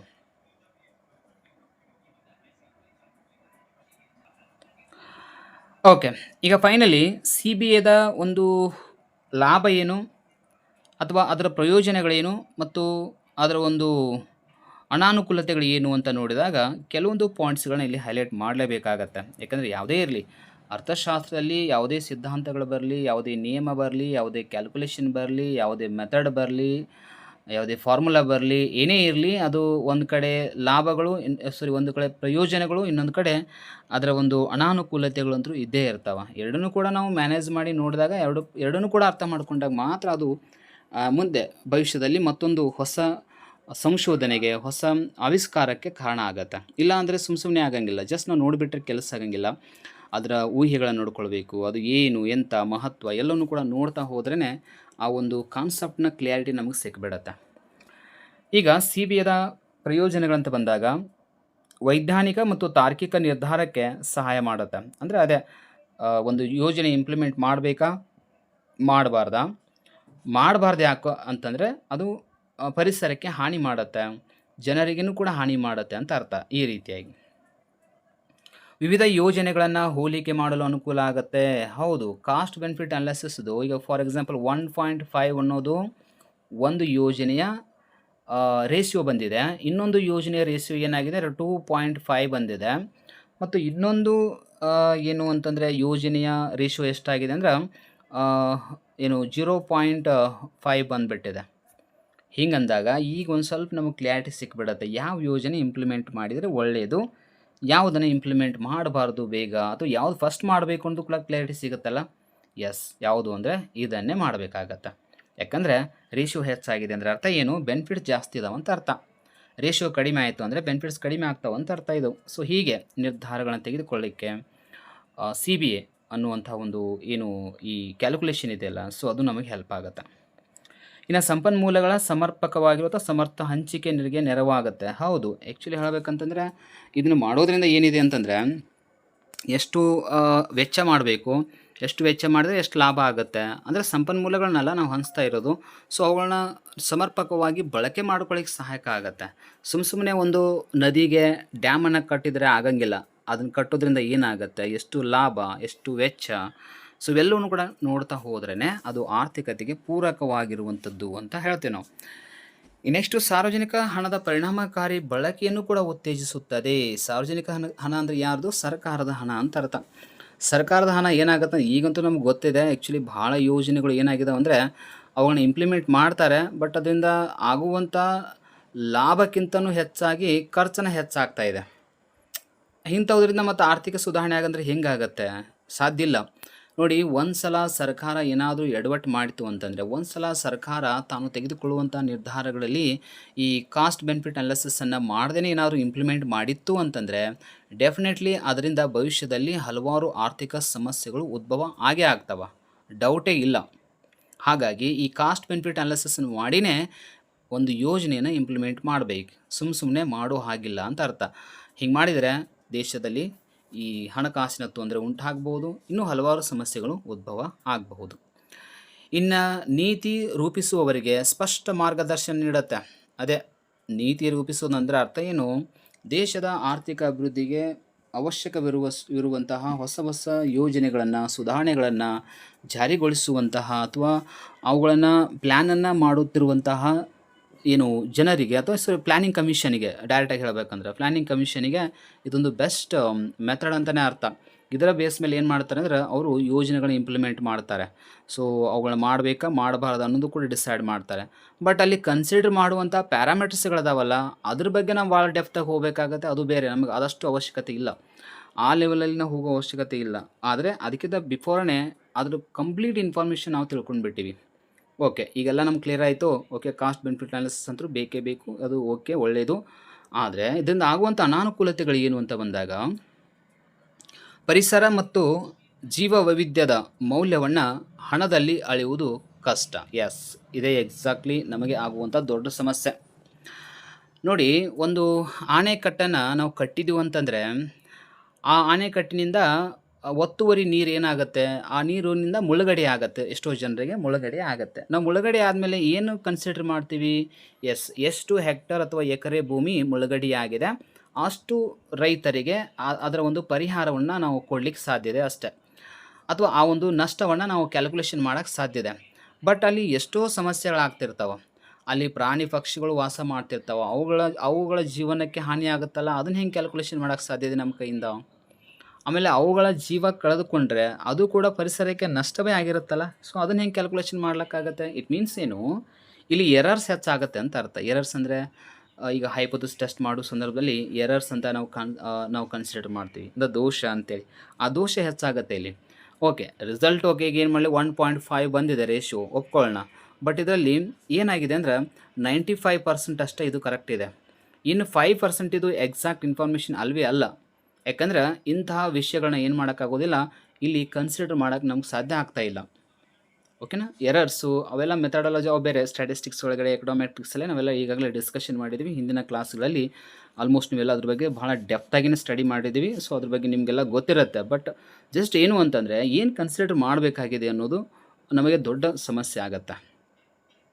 ಇನ್ನು ಭವಿಷ್ಯದ ಲಾಭಗಳಿಗೆ ಡಿಸ್ಕೌಂಟ್ ರೇಟ್ ಆಯ್ಕೆ ವಿವಾದಾತ್ಮಕವಾಗಿರಬಹುದು. ಏನಿದು ಡಿಸ್ಕೌಂಟ್ ರೇಟ್ ಅಂತಂದರೆ ಮತ್ತೇನಲ್ಲ, ಭವಿಷ್ಯದಲ್ಲಿ ಲಾಭಗಳು ಸಂಭವಿಸ್ತವೆ.